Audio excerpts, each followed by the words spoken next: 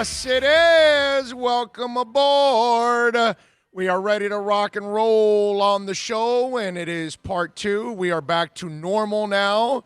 Life isn't back to normal, but, you know, the show is kind of getting back to normal as today we are at Hialeah Park. We are back. They're open till 3 a.m., which is a beautiful thing. We'll be out here ourselves till, 4 something or something like that. We'll be out here. We got a bunch of guests for you today on the program. We got a bunch of things to talk about. They're allowed to 50% capacity.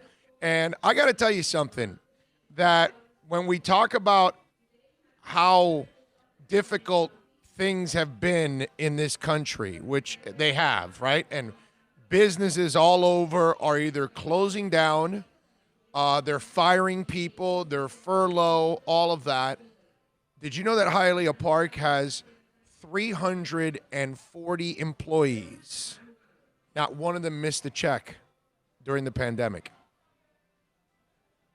I got to, listen, man, props, because you got billionaires all over that are just shredding and cutting people left and right. The A's, they backtracked and now paid their minor leaguers, but they have furloughed and fired people and all that. And, but the Bruins didn't pay. Also, they laid off a bunch of employees.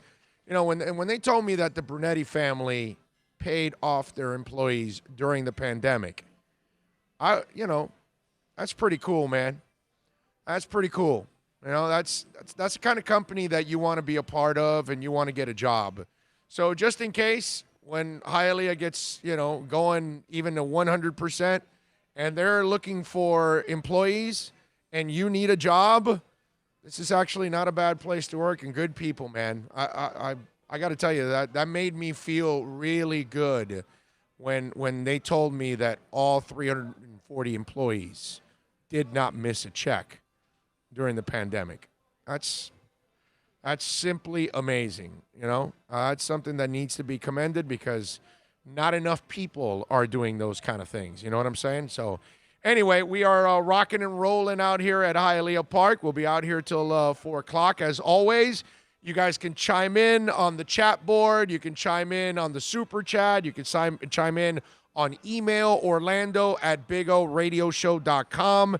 The accidentlawfirm.com text line, 786-322-1105. That's 786-322-1105. If you want to get in on the accidentlawfirm.com text line, you can, of course, always reach out to us anytime on the show. Whenever you're listening to the podcast, anytime, day, night, wherever you're at in the world listening to our podcast, that's the other thing that's amazing to me, is the different countries that are downloading our show on a consistent basis. And it's pretty amazing to be getting that kind of support all over the place. So it's really, really nice, and really appreciate it out there, all of you. We got Super Boom Shack says, Viva Hialeah. Ian from Brooklyn says, round 2, let's go. Troy Ortiz, Julius 305 wants Bill to sit down because he's catching him walk around behind me. Jay says, good afternoon, Orlando. Good to have a sense of normalcy, but people should still practice proper safety. Oh, yeah, there's no doubt. In fact, everybody's got a mask. They've got hand sanitizers everywhere. There's a lady passing right in front of me right now with Clorox sheets. So obviously she's constantly wiping everything down. We're in a tough situation because people have to survive. Let's be honest. The government can't give you the kind of money you need to survive. That stimulus that came out, and we got our check, and that helps with a couple bills. You and I know that, but that doesn't cover the bills. Okay? You know what I mean? So it's like we're in a catch-22. It's disturbing as hell. We've got a pandemic still going on. People are being hurt by this pandemic. And, and they're hurt in many ways. I mean, there are people that have lost their entire business. They've worked for 5, 10, 20, 30 years, and within a couple of months they lost everything that they worked for. That's as almost as bad as getting COVID. The bad COVID is what I mean, because a lot of people get COVID and it goes right through them and it doesn't do anything to them. I'm saying, how devastating, how mentally that must be just crushing for anybody. And so people that have lost their jobs, they're on the brink of being evicted. I'm reading these stories about people that are about to lose their homes and they're getting evicted from their apartments. The second that the government lifts those restrictions, landlords are going to want their money. And then if you don't have their money, which you weren't working, most of us weren't, it's tough. So you're right. We've got to be careful in this process. We've got to be responsible. I've got my mask here. And so when I walked in with my mask, and then when I sat down, we're all by ourselves. Like there's nobody here in where we're at in our area. You know what I mean? So we're pretty much alone here, And if anybody approaches us to say hi, any of the listeners come by, you're going to have a mask on. And you'll be, a couple feet away or whatever, that kind of stuff.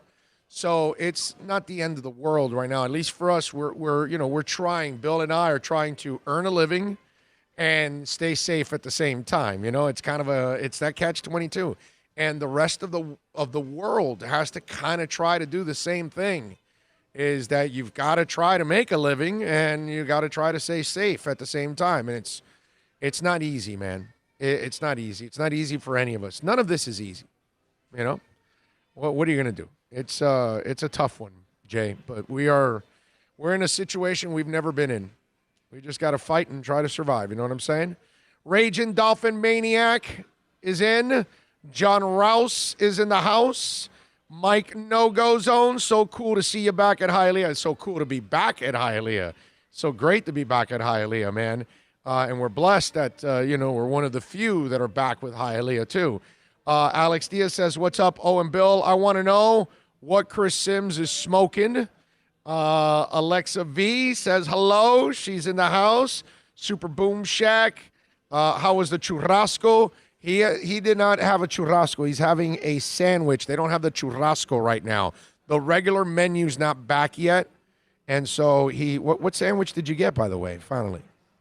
Churrasco sandwich. Oh, yeah. See, I wasn't seeing a steak. I was just seeing a sandwich. And now I see the meat. Okay, so he got a churrasco sandwich.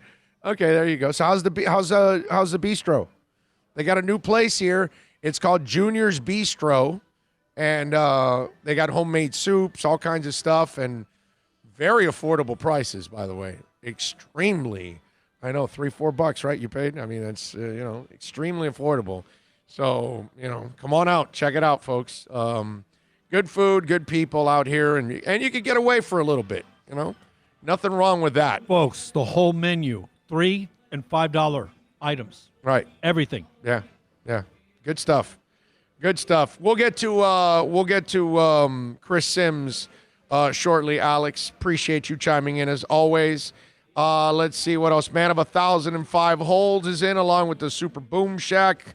What else do we have here? And Finn Strong saying, Big O and Bill, what's good? It's all good, baby. And we thank all of you for keeping it locked in. Remember to like, share the link, man. Send it to a friend on a text, put it on Twitter, on Facebook, all that good stuff. Remind the folks we got some options for you at Sports Talk. In 10 minutes, Zach Harper's going to stop by from The Athletic. We're going to talk a little basketball with Zach. We'll have a little fun with him. He scared the crap out of me, Zach, about a month ago, because he was like, well, me and my girlfriend, we're quarantining because of Corona, and I thought he meant like he got Corona. So I sent him a text. I said, yo, man, I'm sorry to hear you got Corona. Are you all right? Everything all right with you and your girlfriend? He goes, no, dude, no, we're quarantining to stay away from it. I go, oh, okay, I misunderstood. All right, well, I'm glad you don't have it. It's a big difference, man. Yeah, it's a huge difference, bro. It's a huge difference, It's like, and that was That was the first time it happened to me. The second time was my other producer, Philippe, when he's like, well, coronavirus got to me. I got to stop this week. I'm like, huh? Oh, no, coronavirus got to me financially. I have to go. Oh, okay. All right, I got you now. All right, I get it. This coronavirus thing, man, has affected all of us, right? One way or another. It has altered our lives. It has altered our personal lives. You know what I'm saying? It's tough, man. It's tough. Young kids can't go party. That really gets them depressed. Tell you what I noticed around the neighborhood, man. What's that? I had like 3 kids graduate in my neighborhood. Oh, they had the drive thing, the drive-by. Well, they actually put banners up around the door, the that's front what door they're doing, and everything. Yeah, they're doing that. Grads 2020. Yep. But yeah, there was like 3 of them within the little 3 or 4 block area of our house. Saturday, my wife. It was Saturday. Yes, it was Saturday. Saturday, my wife went to a party that was for one of the teachers. It was her birthday, and they did the drive-by party. And everybody came by to say happy birthday, yada, yada, and all that stuff. So safe to say she wasn't gone very long. You know, it's one of those parties that those are the kind of parties I like attending. Because I'm the guy that, like, my wife goes to every party, every whatever, shower, and I go to none. None, okay? Usually I got to watch a game anyway or watch something for sports. I'm usually working for it. Even if you don't have one, you find one. Yeah, if not, I'll go find a concert to go to not go to it. You know what I'm saying? So I usually will finagle my way out of all of those events. Seriously. I've been married. I love my wife. She's amazing because she actually lets me get away with that, which I know a lot of you guys out there, your wives would kill you and say, no, you can't let me go alone to this. You got to go. And my wife never. And I think she's already trained the people that she goes to parties with, like they know I'm not showing up. You know, it's just one of those things. Like, I'm not really the go party and hang out. Your husband is so antisocial. Which I'm really not. I'm just anti-lame-ass parties, you know. I'm just saying. So it's just, I don't want to go to those things. You know what I mean? I don't enjoy those. I didn't even go to my shower. It's not my shower, like my wife's shower. You know how the husbands get dragged to the shower? I didn't go. I dropped her off. That's it. There's no reason for guys to be at a shower. Oh no, Bill. No. I know that's the new way. No. I'm not saying new. It's new, old, whatever. No. It all depends on the woman. There are some women that demand you be at the shower, bro, and then the guy has to be at the shower. Every girlfriend that no. Watch. No. How many of you watching right now, males, of course, how many of you, your wife forced you and you had to go to the shower? It happens. I'm telling you. I think it's like a 50% thing. Okay? Maybe even higher. Maybe even higher than 50%. Man, I've heard most times that guys have to go to that thing. When they would pull that, I would tell them, well, it sounds like after you get back from the shower, you're packing up your stuff and you're moving out. Yeah, sorry. Man, I'm telling you. So I finagle my way out of it. But those are the kind of parties that, you know, if my wife says, hey, we're doing a drive-by party. Oh, all right, no problem. I don't have to get out of the car. Just wave. I'm good. That's it, dude. Yeah, but now there's a new precedent. Orlando does attend parties. You're like, are you having a drive-by? I'm in. I'm in. That's it. I'm in. I'll stay on my iPad, on my phone. You know, honey, we're coming up. Okay, hey. I was just going to say. Happy birthday, hey. All right. She's got to even tell you, hey, get off of your iPad. Like, wave. For sure. For sure. Guaranteed. Listening to part 2 from southwest of England, Rock Bear says, what do you think about the Marlins draft? Well, my brother, I don't know anything about any of these young guys. None of us really do because it's baseball. But I'll tell you philosophically. How about that? And I talked about it in the first show. I love what they did. I love going after arms. I've always been a big believer of that because you never can have too many of them. That's the cliche that everybody uses. But more importantly, they become incredible trade pieces that can bring you back multiple bats. So I'd rather always draft a pitcher over a bat any day of the week and twice on Sundays. And the better pitching you have, the less pressure you put on your offense. And I would say the less pressure you put on your defense, too. So that, to me, is enormous in every way possible. Plus, I'll give you another thing philosophically, what could be part of the equation here, ladies and gentlemen. Okay? Play this game with me. Let's just say Jeter and Sherman don't have the deep pockets that you need to compete. Okay?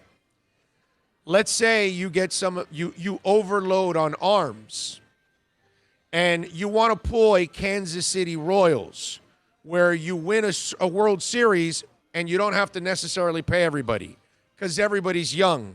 Everybody hasn't reached their allotted years. You know what I'm saying? Which is what happened. The Royals won the title and then lost that whole team, right? That's what ended up happening. They couldn't afford it. So if Miami is planning to win without the money you need to win in baseball, then you're going to need extra arms to deal for extra young bats to surround the rest of your arms and try to win before you have to pay a whole bunch of guys. Comprende, compadre? So that, you know, and that's lightning in a bottle too, because in baseball to win with a bunch of young guys like the Marlins did in 2003 is unfreaking heard of. Okay? It's just so rare. And then the Royals did it. It's just it can happen. It's not impossible, but it's, you know, everything has to really fall into place for that. So, for all of that, philosophically and everything, I love what the Marlins did. Now, do I know anything about these six arms? No, man. I know as much as any of you out there. You know what I'm saying? So, that's all I can tell you. Well, we know that the first round draft pick throws 100 plus. Yes. We got a super chat already in. A man of 1,005 hold says, now I'm hungry. Thanks, guys. You're welcome. Wow. Recent research has shown super chat. Makes no sense. Yeah, you're getting focused on all the wrong sort of details here. You need to forget about all the normal rules that apply in society. Wasted no time. Super chat.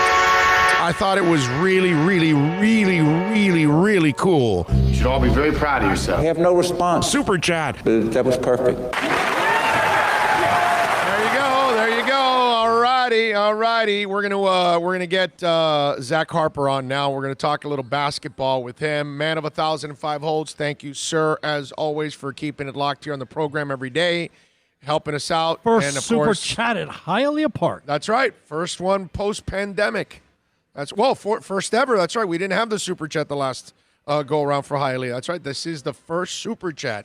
Man of 1,005 holds, you have the honor of the first super chat. He busts the cherry. At Hialeah Park. Nice job by you, sir. There you go. John Ross says, you're not the man of the house if you're forced to go to a shower. John, I can't argue with you on that one. But I got to tell you something, John. Let's not pick on our fellow brethren, bro, because there's a lot of guys that are stuck going to a shower, man. And they have no choice, bro. I'm telling you, it happens a lot. I have friends that have had to go to the shower because they just, you know, the wife just, or the future wife, let them have it. You know, it's just one of those things. It's unpredictable, man. You know what? Let me ask Zach Harper if he would do it, okay? Because Zach, I don't think Zach is married yet, okay? I think he's got a girlfriend, not married yet. You can follow him, by the way, on Twitter at Talk Hoop. You can catch his exceptional work at The Athletic. He's one of the best follows on Twitter out there. He is Zach Harper. Zach, how you doing, baby? Oh, you know me, just living the dream, going out there, seeing the world, shaking hands. Just the usual stuff. You're amazing. So I was just talking about this because I believe if when I misunderstood that you had corona about a month ago, and I reached out to you, Zach, are you all right? I think you said you and your girlfriend were quarantining, right? Is that what it was? Yeah. Right. Yeah. We were quarantining. So you're not married yet. So let me ask you something. When you do ever get married and you have a baby shower, okay? I mean, the wedding, the baby shower, yes. If your wife says you have to go, will you go? Because like To the I baby didn't. shower? Yeah, I didn't go. Or the wedding shower. Either one. I didn't go to either one of them. Like I dropped off my wife and left. But some guys, like half the guys, end up having to go to these things. So I'm wondering, which one are you? Do you finagle your way out? Do you cover a basketball game? Do you go to summer league? What do you do? So that's a good question. I would assume if I'm legitimately invited and not just a courtesy invite, I'll go because, one, my girlfriend's family is hilarious. Like, they're absolutely hilarious and a lot of fun. And two, she's a comedian, so all of her friends are hilarious. All of her friends are comedians. So I feel like it would be a really fun environment. So I think it's a little different in this case. You're cheating, dude. You're cheating. Yeah, right. You actually have the only shower we would go to unless we're married to Halle Berry. So all you got to do is go marry a comedian. That's all. Right. That's all you got to do. Yeah. The cheat code. Okay. All right. So wait a minute. So how much of you are in her material? I just started getting into her material. So it's we've been seeing each other, I don't know, like 6 months now or whatever. And so she did a streaming show at the Laugh Factory a few weeks ago, and I finally made part of the set. She was working out some new material, and it's pretty funny stuff. Nice. Okay, what's her name so everybody knows? Oh, her name's Erin Darling Torralba. You can follow her on Instagram. You can follow her on Twitter. She's really funny. Say it again. Erin Darling Torralba, or just search Erin Darling. Okay. Erin Darling. All right, you got it. There you go. I love that. Yeah. That is take some balls, dude. She's got some balls. That was the thing. She asked me. She said, "Do you mind if I write jokes about you? Do you mind?" I said, "As long as they're funny, I don't care." Yeah, no, but I'm saying it takes guts to be a comedian, dude. I mean, that's a ballsy profession, brother, because you go on stage there and when things aren't going well and you have to try to survive and get through it. That's, you always hear those stories and those horror stories, and it happens to every comedian. So it's not the easiest thing out there, man. Yeah, and I've seen her do shows where the crowd, like the comedian before her, just absolutely bombed or sucked the energy out of the room, and watching her exist in that environment where the room is not good for you, that's actually when she seems the most comfortable. So she's really good. All right, well that's like taking over an expansion team, and like that's the only way is up, right? Right, exactly. If you get hired to do anything for the Bulls. Right, there you go. It's a beautiful thing. All right, so Zach, what's going to happen, man? What are you hearing with some of these players getting the cold feet on this whole bubble thing? And I find it weird, by the way, just to add, so you can answer to this. In football, I understand because they're not going to be able to come up with a bubble city. You're not going to be able to do that. And if you have to travel and guys are hitting and if they're going back to their homes and all that, that's a lot of risk. But the way the NBA has structured this thing, I get it. It's the discipline of being quarantined. But, dude, you're super safe. I think you're as safe as you could possibly be if you're NBA players. You got to feel pretty good about the plan. So what do you hear? Yeah, I actually don't agree because we found out today that there's been no talk about Disney employees needing to exist in this bubble. They can come and go. And so this is what's kind of been reported by, I believe, Tom Haberstroh of NBC Sports and Chris Haynes of Yahoo Sports today. I definitely saw their report, so I don't. If someone else reported it first, I don't know. But I saw them, and yeah, there's been no discussions of expectations for Disney employees, and so that's where this whole safety matter comes. And look, they were talking about not that strict of a bubble anyway, and yes, they could quarantine for 10 days when they come back and everything. But the best plan for this the whole time was going to be don't come back. That's the safest plan. Don't come back. But they're losing billions of dollars, so they're trying to find a way to recoup that money. They can paint it around, hey, we're gonna, we want a resolution to the season, we want closure to the season, which I'm sure they do, but a big part of that comes with, not losing an extra $1 billion. And so with what they're going to be able to do, I think it's a relatively safe thing, but calling it a campus environment and saying there's a bubble, none of those are true. Like it's at least right now too shaky of a proposition, and it will probably be safe for a lot of these players. But you don't know how that's going to transfer to loved ones when they're able to interact with them. Like, I just don't know that legitimately that safe? And if I was a player, yeah, I'd have some huge questions about this. Oh, no. Once you told me that the employees are not also sequestered, then it's over. That's it. You can't. Exactly. Yeah. Once you have leaks, forget it. It's over, dude. You can't. So then how do the players agree to this if it really is not safe? You know what I mean? 'Cause now I can give Melo the break now. Now I was kind of picking on Melo a little bit, like, come on, dude, you really actually need a couple of nice performances here down the stretch to help you out a little bit, so image-wise, you know what I'm saying? And now you want to back out, but now that I'm finding out that the Disney employees can come and go, that's super dangerous. That doesn't make sense, dude. Right, and so my guess is, one, maybe they can still change that, right, through all these negotiations, because these negotiations are still ongoing, even though they've agreed to a principal framework to come back.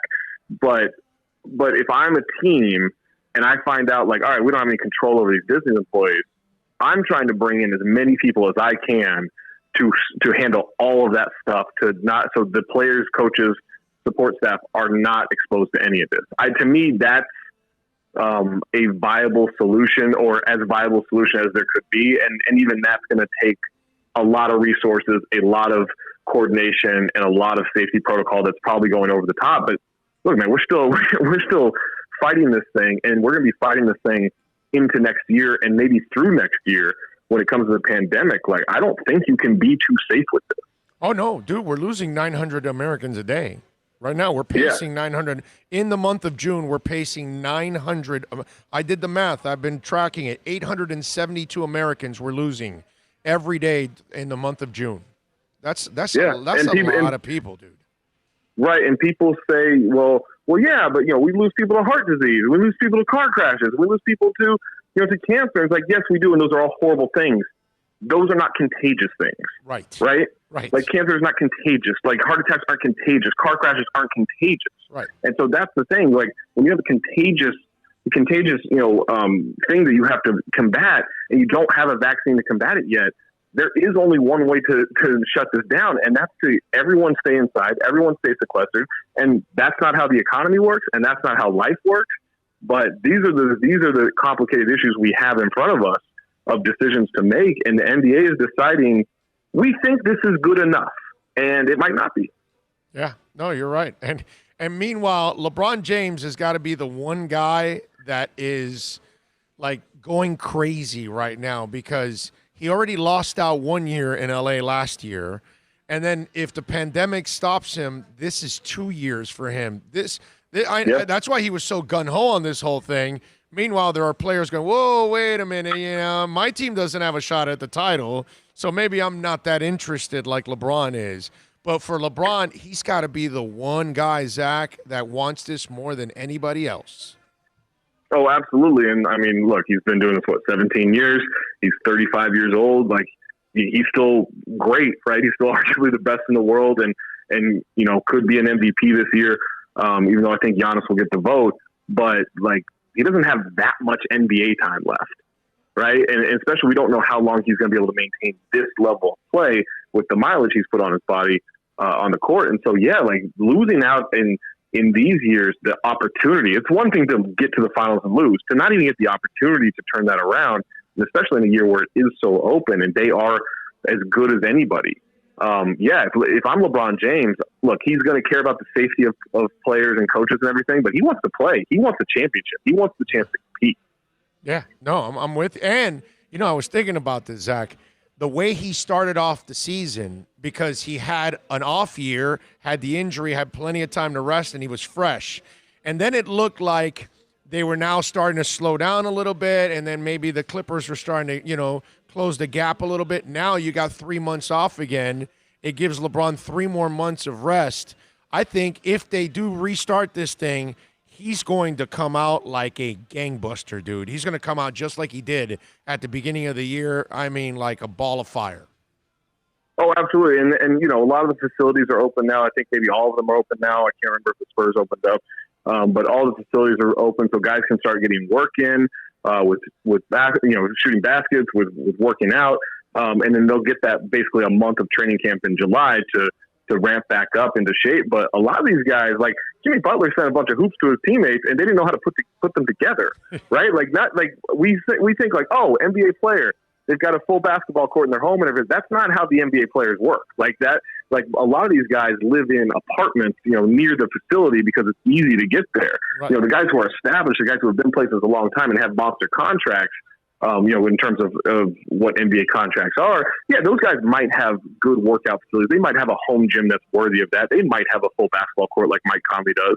But LeBron's one of the few guys who I guarantee, I don't think he hasn't lost a step in terms of his condition or anything. That dude's got the Versa climber. He's got a full gym. He's got full basketball courts in his home. Like that guy didn't lose out on any of this stuff. He still can keep in shape. I don't know how many of these other guys can. I don't know if Kawhi Leonard has that stuff. I don't know if Paul George has that stuff. I don't know if Giannis has that stuff, right? And so to be able to have even that leg up as they come back, that could be a huge advantage for LeBron. Yeah, no, I'm with you, man. And here's the other thing. Zach Harper, by the way, joining us from The Athletic, talking a little basketball. Follow him on Twitter at Talk Hoop. Zach, when you look at the back end of this season, the shortened off season into the regular season, how much do players may have to weigh the whole injury thing? Because an injury could end up rolling into ruining your next season. And if you're a free agent, you know what I mean, and you're risking everything for nothing pretty much. That's going to be kind of tough for some of these guys. And then there are teams that are going to really end up screwing themselves if they push guys to an extreme now that you're trying to finish up this season in a crazed way, a shortened off season, and then you start another regular season that's going to be in a way condensed, that's going to have multiple games and multiple, consecutive nights. I really worry about a lot of injuries showing up and creating a lot of havoc in the NBA. You agree? Oh, absolutely. I mean, I think that's why this month leading up to, this month of July leading up to the comeback is huge for getting guys into shape. I mean, Kevin Durant I'm glad he said he's not going to play. There's no reason for him to play. John Wall, no reason for him to play. Good on Bojan Bogdanovic and LaMarcus Aldridge for taking care of their surgeries when they did and giving up on the rest of the season. Like there's so much at risk here. And look, we can call players soft and, they used to do this and they used to do that. That's fantastic. We're not time traveling anymore. They do this now, right? They take care of their bodies in this way. Their body needs to be in tip-top shape and it's conditioned in a certain way, and that has been taken out of that routine. And we know one thing about athletes, they are creatures of habit. They are tied to their routines because that's how you become disciplined enough to be as good as anybody at your job in the world. And that's what they are. And so when you have situations where these guys can now risk injury, like, look, if I was a player and I was financially stable and I had that big contract and I wasn't really playing for a championship if I came back, I would not go back to Orlando. I absolutely would not. Like, there's so much at risk in terms of health from the sickness, from, the pandemic, from injury. I'm as competitive as any regular person I know. Like, I'm psychotically competitive when it comes to a lot of stuff. I would not put me and my family at risk in that situation. So I don't fault anyone that says, no, I'm not going to Orlando. Like, I'll see you guys in December when we get back to next season, but I'm not going to Orlando. Yeah, no, I mean, it makes a lot of sense to me now. When you told me, I did not see that story about the Disney employees being able to come and go. To me, that right there, because there's so much unknown that you could pick up the virus and then you come back to the bubble and it still doesn't register, it doesn't pick up, but you're still, sick, and now you're passing it around to people. That could be a possibility, and now you're setting back the league. And you know what? This is the part that I don't understand. If the league is willing to go to this kind of extreme, then why not get a group of people that are also willing to work? And hell, there's enough people out of work. I'm sure there's enough people that would take the job where they would also understand they're sequestered in a hotel, that they work in the bubble, and then they have their own hotel room, and that's how they're going to be for the next 2 months or 3, as long as it takes. Yeah. I think you could find people that would be willing to do that in today's economy. Yeah, and maybe that will be the solution. I also don't know what it's going to take, to negotiate that with Disney World, who has their own employees, right? I mean, because you're dealing with a private property and everything. I think that's a good solution for teams to make and for the league to make as a whole. But maybe Disney World doesn't allow that, which then gets back to if we don't have a true bubble, why are we doing this? I want to see basketball as much as anybody. Like, I love basketball. I want to watch it. I want to see a resolution of the season, but I don't want to sacrifice anyone's health to do it. And so for me, look, if we're going to do this, we're going to do it. And so there's nothing you can really change about that. But they need to make sure that every avenue, every option is completely exhausted to find the safest possible solution for the players, the supporting staff, the coaches. Like, there are a lot of people involved in here that are in that target range of age where this is, the most damaging, the most, potentially lethal. Like, there cannot be a mistake here.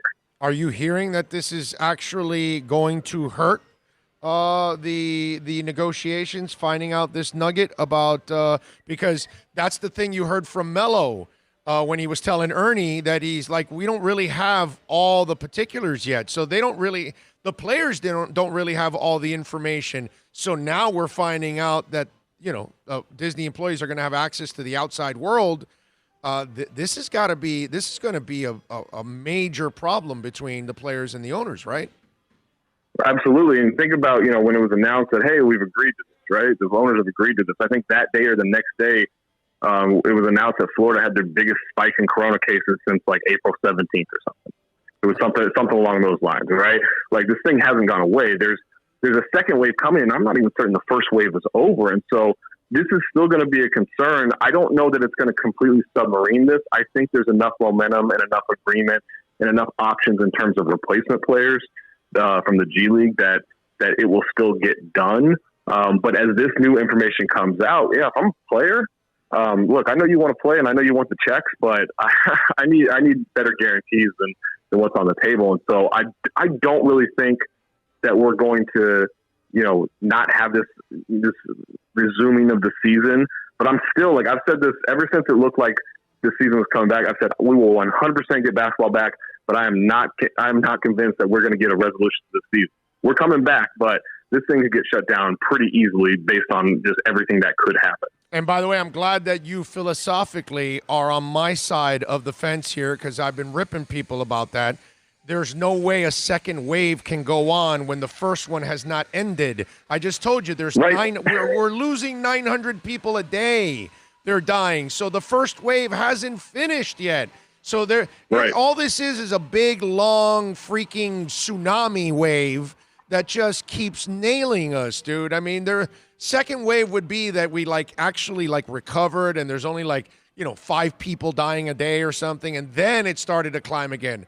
But we're at 900, bro. I mean, we're pacing 25,000, 27,000 deaths for this month. That's not a joke. And I'm in Los Angeles. Like, we're going into phase 3 of reopening the city, whatever that means. Salons, barbershops, gyms, restaurants are coming. Like, Orange County just said, yeah, don't wear masks. We're good. Like, we forced the old health director out. Like, we got him out of there. He was making us wear masks. We're good. Like, this is going to get so much worse. This first wave is going to get worse because in order to keep the economy relatively afloat, politicians are willing to sacrifice whatever that means for lives. And I don't know what that answer is. I know what I can choose because of my situation, and I'm fortunate to have the situation where I'm still in work right now. But in terms of what you're willing to sacrifice, in terms of the economy versus how much this pandemic grows, like, I know what my answer is, but it doesn't seem to be the consensus around the country. All right, so I wrap it up with this. Zach Harper, The Athletic. Make sure you follow him on Twitter, Talk Hoops. Catch his work there at The Athletic. So what's the percentage that the league does not play this year? Percentage that they do not play is 0. They will play. Wow, okay. But the percentage that they finish that season, even after they come back, I'll put it at 50-50, which is a little bit of a cop-out answer of they will or they won't, right? But yeah, I'm not convinced that this season finishes.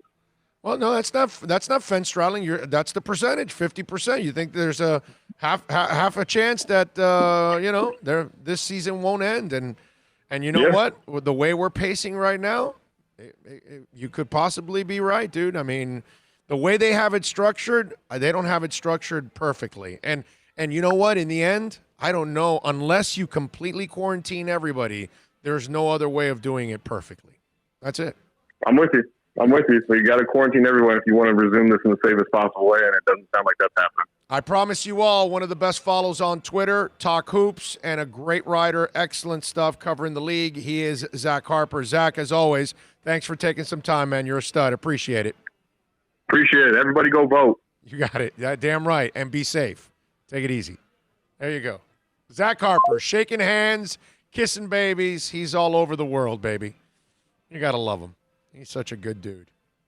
I love it. Shaking hands. And how about that? I throw him the curve on the shower thing, and he's got a comedian girlfriend, bro. Like the only way a shower could be interesting. That's it. Right? Unless you're married to Halle Berry, and then you just don't want to leave her side. You just want to be all over it. You know what I'm saying? That's all we can tell you. Let's face it. The reason that guys started having to go to showers is because they didn't trust, right? I have no idea. The woman would not trust the guy. Oh, I've got to go to this party for 4 hours, and what's this guy going to do? That's why they got dragged in, right? I guess. It ain't like you both brought a gift. Like, hey, invite your husband so I could get 2 gifts, right? No. You know what I'm saying? No, but yeah. Well, look, other people's showers, that's really weak on your part, guys. I got to say. I'm talking about your own. I'm talking about when your wife is having a kid, do you go to that baby shower? No, man, that's for the girls. Or the wedding shower. That's for the women. Okay, but I'm just saying guys get dragged to that all the time. They get dragged to that all the time. They're not trusted. That's what it is. I don't know what it is, but I got to tell you. If you had to venture one guess, what would be your guess, Yeah, that's a good one, I guess. Or they or you're on a short leash, like a dog. You're on a short one. No. I think some girls feel like it's right that you have to be there to represent. Like it's a must. Like I again, It's for the women. Thank the Lord, my wife is not like that. Yeah. Baked Bean says, I'm at the casino, Big O. If you see a guy walking around with no pants on, it's me. All right? You got no pantalones on? All right. All right. So they're allowing you in with no pantalon, but you have a mask. Okay. If you don't want to wear pants, that's fine, but you got to wear a mask. Okay? No pants, fine. But you must wear the mask. Okay? Protect the rest of us. Chaos Dolphin says, I had to go. All right? Super Boom Shack says, I can see your baked beans.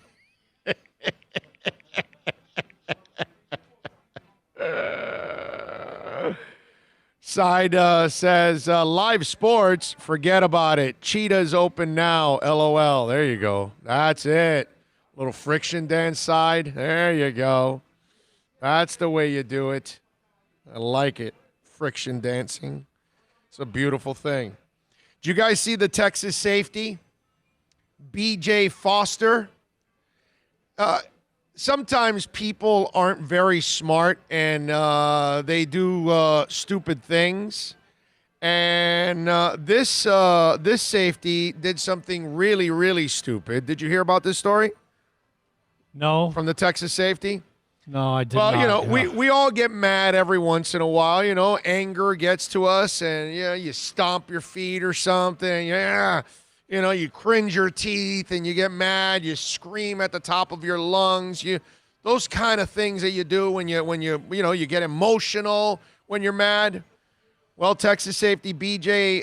Foster, the Longhorns head coach Tom Herman said on Thursday that Foster fractured a bone in his hand hitting his car bumper. Someone apparently hit Foster's car and didn't leave a note, leading Foster to hit the bumper in anger. So the guy thought punching the bumper after somebody crashed his car would be the smart thing to do. Because, of course, the football player thinks his fist is stronger than the bumper of a car. Or maybe it's because the bumper had a little plastic that you can, push. And he's like, that's nothing. And he punched it. He didn't realize that, like, there's steel behind that plastic, actually. Think about that. Think about you're the coach. That's your starting safety.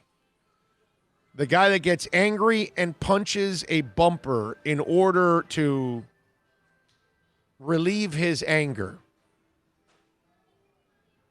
That makes a lot of sense, right? I'm not surprised. Are you? No. We've heard about people, punching all kinds of stuff. No. Stupidity doesn't ever surprise me like that in that sense. No, I'm with you there. Well, we've heard about, fire hydrants getting punched in hallways after a game. Well, the Knicks, yes. What's the name of the Knicks player that did that? Amari Stoudemire did that. He punched it at the Miami Arena. Yes. I was at that game. Yes. So, we remember that. We've had some baseball players take stuff out on coolers and hurt their hand, their pitching hand, you know. Big O, how do you feel about Governor DeSantis signing a bill that allows players to get paid for their likeness about damn time? Oh, I don't mind. That's a good move by the governor. Listen, you heard my rant yesterday on Zion. Zion's done nothing wrong, bro. All these kids, they're using them in the university for 1 year. And they're milking it and trying to get their title and selling all kinds of jerseys and cashing in on the TV deals and all that. And if these kids can cash in on their likeness, God bless them, man. I got no problem with that. That's a good move by the governor. Can't agree with everything the governor does, but that one is a move that I would definitely agree with him on that one. I think that's a very good move on his part. Chaos Dolphin says, my wife does not like to be the center of attention. Okay. There you go. All right. And so I just, for me, I'm with you there, man. I got no problem. That's a good move by the governor. Matthew Walker says it would make more sense to punch the window because at least glass gives. Now, that would be the smart thing to do. Yeah, because it would only be a cut, or possibly a cut. Still would not be smart to do, okay? Those glasses are pretty tough to break, too, okay? I did that back in high school. Yeah. And basically I ended up on the guy's door, and my Christmas went to paying for this guy's door, window, the electricals. Yeah. Yeah. That happens. So don't punch you just... No, it's not... Go punch a punching bag. How about that? Punch nothing. How about that? Punch nothing, okay? Punch your clock when you go to work. That's about it. Big O, I do a live show on my sneaker page every Thursday, and I've been watching you for inspiration. I try to emulate you, and some of the professionals feel you. Ad. Thank you for everything. You got it, Stefano. I appreciate you, man. Thank you for keeping it locked here, and good luck on your show, my man. Keep rocking on that show. Nothing wrong with that. We got the whole coronavirus going on, and while it's going on, you heard right now, we just talked to Zach Harper, and I did not know that nugget that Habistro broke, that the Disney employees have access to the outside world. That tells me that the basketball season will not finish. There's no way that you don't have an outbreak if you're going to sequester the basketball players and then you're going to tell them they can't have their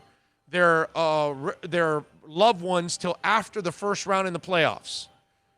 Okay, so how are you not going to sequester the people that are cleaning the rooms and feeding them and doing everything else in the hotel? You have to do that. And I'm sure you can find people that are willing to do that and sacrifice, and you pay them a little extra. And they'll do it. They'll stay away from their families because most of us will do it. Okay? When you got to work, you got to work. You got to provide, man. That's life. And I don't blame anybody for doing something like that. It's weird, man. Weird. Gotta tell you. All right, 786-322-1105. That's 786-322-1105 if you want to get in on the accidentlawfirm.com text line. Bill has to punch his Yugo every day to start it. Yeah, he does. He does. FSU Baby says, Big O, do you think we should go after Cook, or is he asking for too much? FSU Baby, that segment is in. We did it earlier this week, and no, it's not a good move. You don't trade for a guy and pay him, and it's a running back, and he's injury prone. Mike Dominguez, didn't they make Reggie Bush apologize for taking the money? They need to give it back. They need to give back his Heisman. The NCAA rules are ridiculous. Yeah. Yeah, and what do you think? Reggie was the only guy cheating on that USC team? That's the other thing. It's a joke, bro. The whole NCAA is a joke. Baked Bean says, Big O, bro, make the text bigger. You struggle to read chat. I read yours. Mike No-Go Zones. Dominguez agrees. God forbid you invite a student athlete for a cup of coffee and hell breaks loose. Yeah. It's a joke. It's a joke when a coach is getting in trouble because he gave a kid a ride or he paid for his lunch or something. It's like, give me a break, dude. You know, like we're doing something that's just being a good human being, and we're gonna penalize people for it. Come on, man. Not a big Barry Switzer fan, but I can remember him telling a story. Him in Oklahoma, right? And here's this kid that's underprivileged, but he's got a scholarship and whatnot. He's in Oklahoma, man. It's freezing. It's snowing. And he cannot go buy this kid a jacket to stay warm. Tell me there isn't something wrong there. Right. It's stupid. That's just crazy. The only time I ever... So the kid's poor. Yeah. Comes from a poor background. Doesn't have a jacket. And can't do anything about it. And your school prints them like they're going out of style. And you can't get one from the school and just give it to them.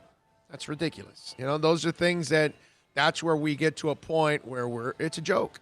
And that's why now, you know, I wasn't for necessarily paying players from universities because that would create an incredible uneven level playing field, because there's no way certain schools will be able to compete with Alabama, Michigan, Ohio State, and Texas, and those kind of schools that have endless amounts of money.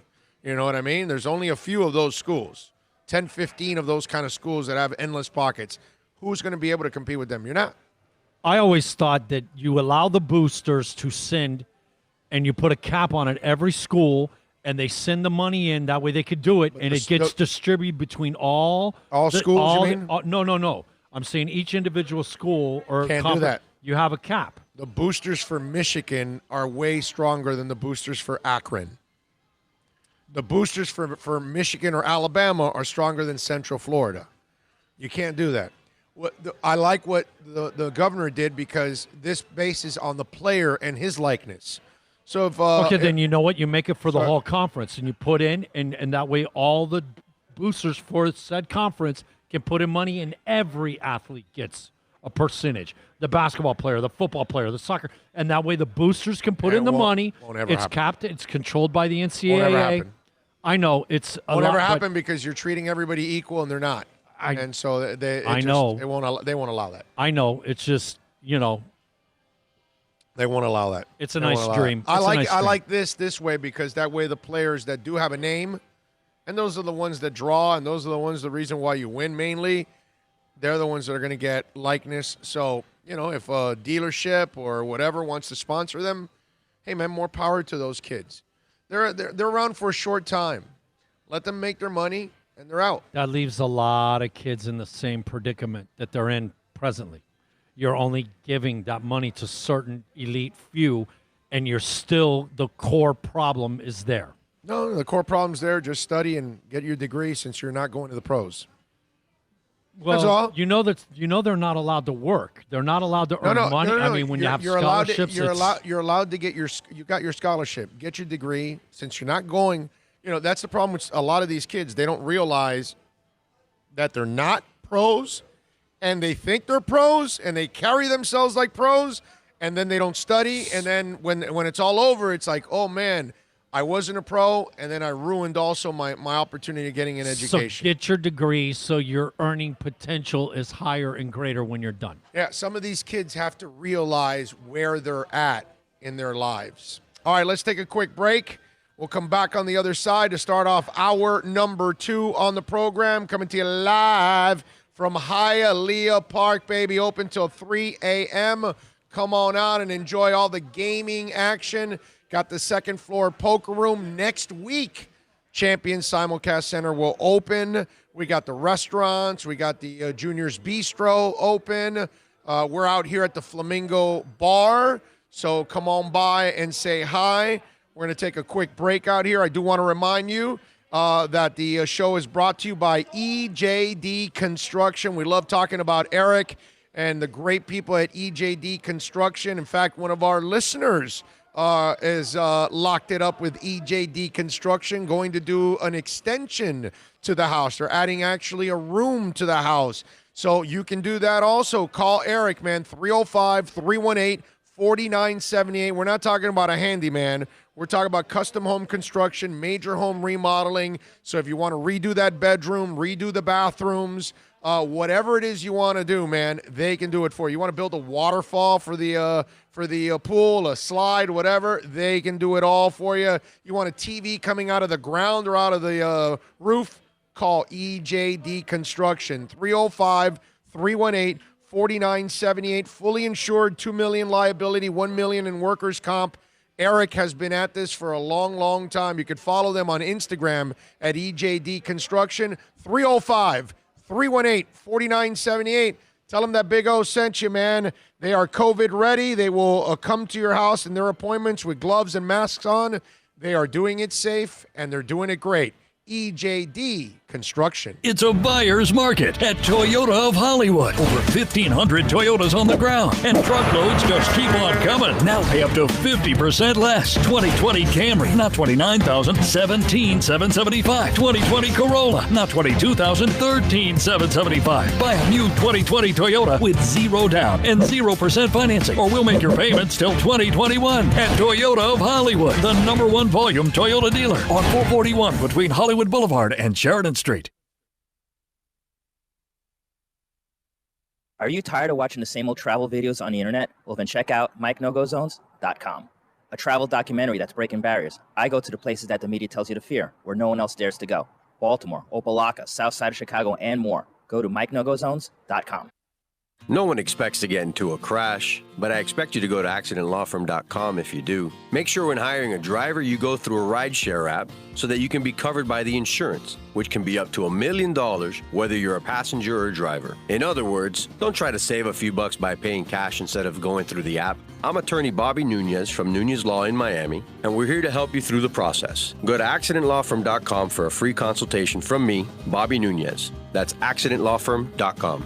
America's safest and best-selling compact luxury SUV is at Acura of Pembroke Pines, and this is how we do it. RDX, $339 a month at Acura of Pembroke Pines, the #1 volume Acura dealer.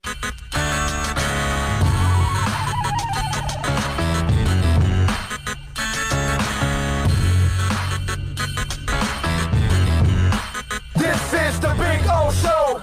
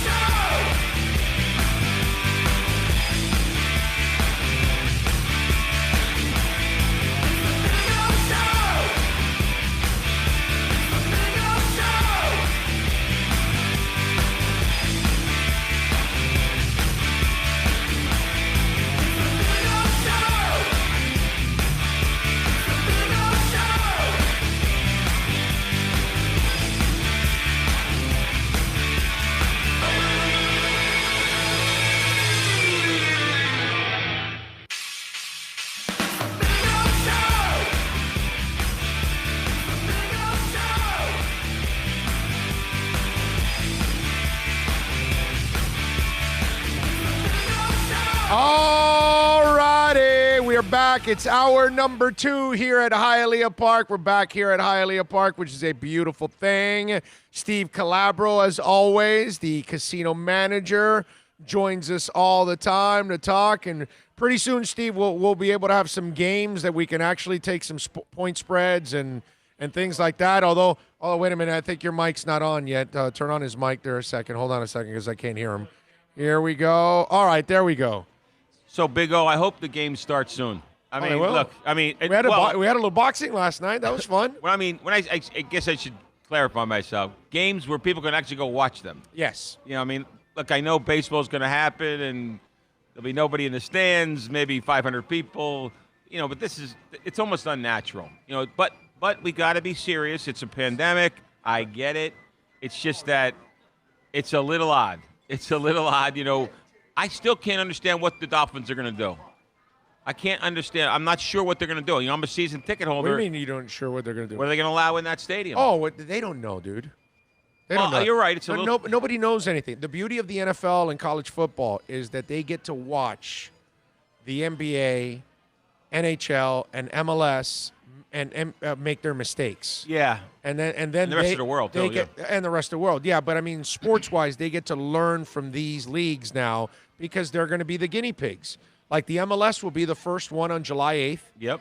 And then starts basketball and hockey and all that. And so now they're going to get to see how they handle all of this. We just had Zach Harper on from The Athletic, and he's the national basketball writer for The Athletic, and he was just telling us that this bubble thing for the NBA players that they have going on in Orlando, and they sequester the players in the bubble for the next couple of months.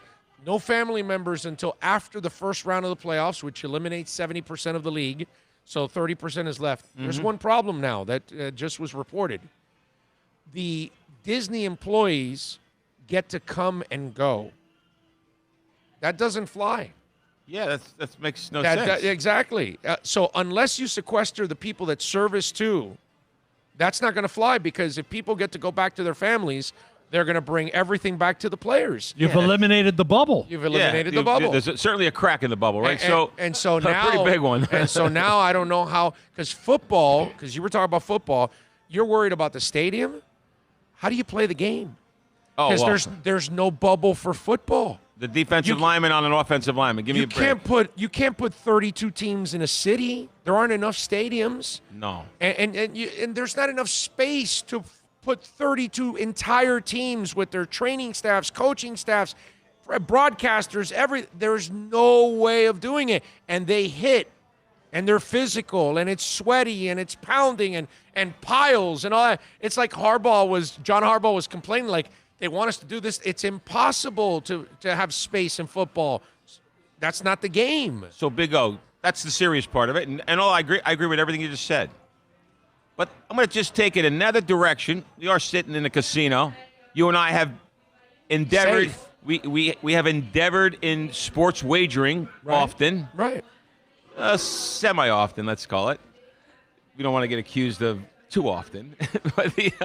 But think about that. Pretty soon I'll be able to place a sports bet here. But will an empty stadium affect the outcome of the game and the way we wager a game? Let's take it as an example. They all know Seattle's a mess. It's too loud there. The quarterback can't get the messages across. Are we going to bet the game different? Are we going to wager on a game, a sports bet, differently because the stadium doesn't have 70,000 people screaming and hollering when the visiting team is trying to get a playoff?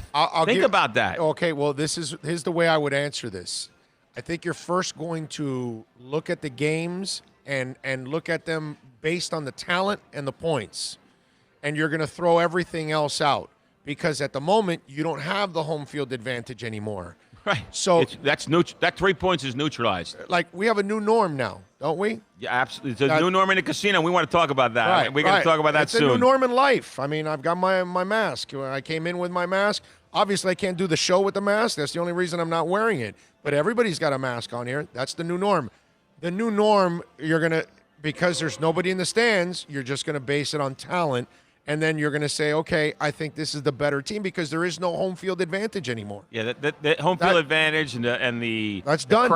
The crowd effect on the game is gone. It's right? gone. That's 100% The gone. only advantage that there's going to be is if you're a warm weather team playing in a cold weather city. Yeah. And that's like Miami going to Buffalo yeah. should have the advantage. Or Buffalo. Or if it's the Giants or Buffalo coming to Miami in the first week of September. Exactly. Same thing. It's 100 degrees out. Same blah, blah, thing. blah. Exactly. Yeah. So that's the only kind of advantage that if that is there and that's it. That's about it. So there's even and you've got to be sure the elements exist.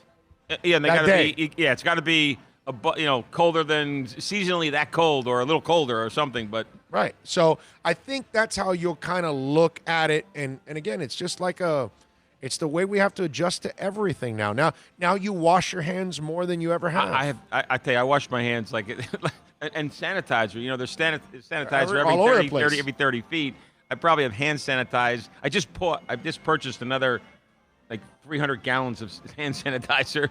You know, because you have to be planning for 30 days, 60 days, and so we're testing hand sanitizer. You know, and some of the hand sanitizer, we just bought some 80% hand sanitizer. Oh wow! Frank made a little comment. He said, maybe we should put some orange juice with that. I mean, it smelled like it. But anyhow, yes, there's a new norm. That's the point. There's a new norm. It's a new norm, and I think that's the way we're going to look at things. And it'll be interesting to see the game without fans because I'll tell you this, it hasn't affected me for UFC. It hasn't affected me for boxing. Like last night, I didn't care that there wasn't anybody out in the stands. That didn't do anything for me whatsoever. I don't watch the Korean baseball, although they did have sex dolls, so that's kind of interesting in the stands. That will be interesting when some of the other sports take place, like basketball. Hearing all the sneakers. Basketball's going to be really interesting. It's going to be really weird. That's probably one of the number one sports of the home court advantage. That's why it's home court advantage. It's not home field. I mean, it's more times you say home court. Yeah. At least in my life, I've heard home court more than home field, But that's going to be an interesting one, and we'll see that. We'll see it in a month. I'll give you the one of the most entertaining things that you're going to see in sports that always existed and you were never a part of. Are you ready? Shoot. Trash talking. You could never hear it because of the crowd. Yeah, now you're going to hear it. Now you're going to hear every word. You're going to hear the point guard talking to the defender. You're going to hear the cornerback and the receiver jamming at each other. The defensive end going at the guard, yeah. You're going to hear everything. And in fact, they may have to mute some of this stuff stuff because it. they aren't the cleanest people out there. They're F-bombing and dropping all kinds of things. Yeah, sure. So I'm wondering if those guys that get nasty down there and say some nasty things, are they going to have to adjust their game? That's going to be hard to do. Verbal game, you know what I'm saying? Listen, a defensive end going after an offensive lineman has been trash talking for 10, 15 years. That guy's not going to be able to do it. The adrenaline's going. He's just not going to be able to say, I better not say any curse word or. Well, you can't hear. We're not on FCC, so we're here. I was just trying to keep it clean. I was going to tell you, and I don't care. There's a stack of people. We don't ever hear the guy, hey, get your finger out of my. Yeah, or your mama, all that kind of stuff. That's all that happens on the field. I mean, I've been there and heard it. But let's talk about casinos. Let's do it. We'll shift right to the whole new norm of casinos. Yes. So what you have here is our casino has done an excellent job, and we're focused. Our ownership. Our management is focused on safety. Before you say anything, congratulations, because in the middle of a pandemic, we have watched owners fire people, furlough. I heard you guys had 340 employees here, and none of them missed checks during the pandemic. Never missed a check. That's freaking. Never missed a check. And that's to the owner. That's to the Brunetti family and family. John and Steve Brunetti. They never missed a check. That's classic. And so that's pretty strong. That is very strong. That's incredible. And I appreciate that you acknowledge that. How can you not acknowledge it? You know how many people are watching and listening that they're out of a job right now? Dozens. I was just saying the first hour, I said, when you guys start hiring again, Say, if you need a job, come out here. You want to work in this place. And this is by the the kind way, of place you want to work for. Health insurance too, for paid for health insurance too. So your life was a little less stressful. Certainly, it was stressful for pandemics. Everybody. What we were watching on the news, sitting at home, trying to stay healthy. It's very all that stuff. That was a very difficult transitional period. But that's a hats off to the ownership. That's a big. I don't think big decision. You're the rare. You're the rare. You're the exception. Yeah. Because the majority are doing it the other way. The Bruins owner fired everybody. Yeah, you know that, right? That's a really unhumanistic. Disgusting. It's an unhumanistic approach. Disgusting. Yeah, you're a billionaire, bro. Come on. If I was a Bruins fan, and I'm not a Bruins fan, I'd be a little struggle to go to the game. Vinny Viola and Doug Sifu from the Panthers, they paid all their employees just like you guys did. So that's cool. That's cool. See that Viola's a billionaire, dude. So if you lose whatever it is you lose during the pandemic, I know if it's $500,000 or $1 million, it's a lot of money. But in his world, you could take that loss, bro. You can hopefully accept it, I think the thought process is if you're really thinking a little further out, you'll make it back. It's going to come. It's going to come back to you for loyalty that your employees have to the business. The worst one was the A's, the minor league guys being gone. The equivalent of $100,000 guy not paying $50. Well, but hold on, I gotta throw the caveat. He backed off of that and then paid because he realized that everybody else in the league was going to pay their guys because the draft was only 5 rounds last night, and after that, players could sign for no more than $20,000, and they could sign with anybody. So if the A's were going to try to convince people to sign with them, the players and their agents are going to say, no, you guys backed out. So he was guilted. He was guilted into paying. He was guilted. But listen, I would still be hesitant to sign with the A's. Oh no, he's already. They're already. Oh yeah. They're already. I'm not recommending you sign with the A's. That's for sure. Marlins paid all their minor leagers through August. Good. They said they were one of the first that say we're paying our minor leaguers through August. Cool. Well, because that's smart. Yeah. Those are the people you want to build on for the future. I know a lot of those kids aren't going to make it to the show. Some of them are. But some of them are. Some of them are. And so you're smart. And it sends a message now that the other minor leaguers come in and, hey, that's a classy organization. You know what I mean? That was a nice move by Jeter. And so, the Brunetti family, Steve. deserves a lot of love, man. That's the employees, huge. dozens of employees have come up to me and thanked me. They've thanked the owner. Not normal. It's a really good thing to be a part of. It's a great thing. Great thing. So what's going on here in the new norm in post-COVID-19 casino world? Well, I had a delicious Junior's Bistro sandwich. In addition to getting prepared, and for the last 10 weeks, we've been working on getting prepared for post-COVID-19, body temperature units, plexiglass, all this stuff. We opened up a new restaurant. So we kind of did 2 things. We were pretty busy, to be honest with you. A lot of WebEx phone calls and meetings, Zoom meetings, and all kinds of things where, I got to listen to somebody's dog in the background. I don't understand it. I tell people, some people don't know how to do that work-at-home thing. Can you turn the TV off?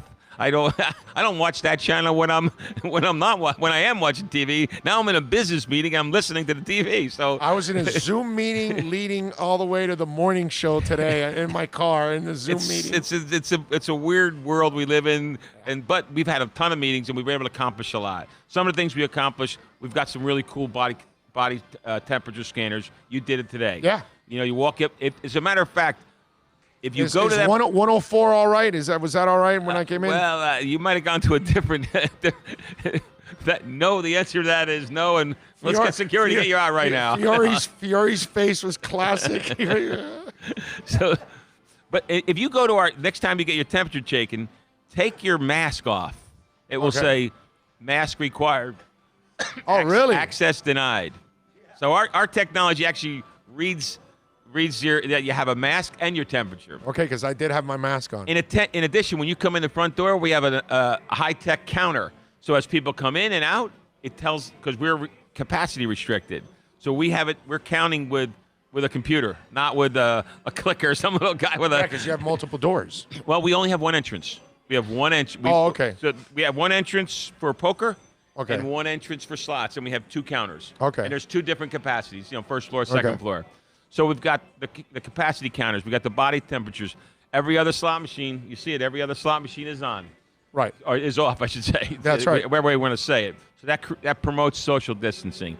If you look, there's plexiglass protection everywhere. If you went to Junior's when you were ordering, yes, big plexiglass. When you get a chance, I don't know if you've seen it yet, there's plexiglass at all the big points, but go upstairs to poker. We have the most, I think, the coolest plexiglass protective shield on our poker table in the country. And I know that sounds like a hyperbole, but can I take a picture of it and post it on social media? Absolutely, please go. Okay, so we posted it about 4 weeks ago. I'm gonna go when we're done at 4. I'll go upstairs and 4 weeks ago we posted it, and it went viral. It got posted by accident.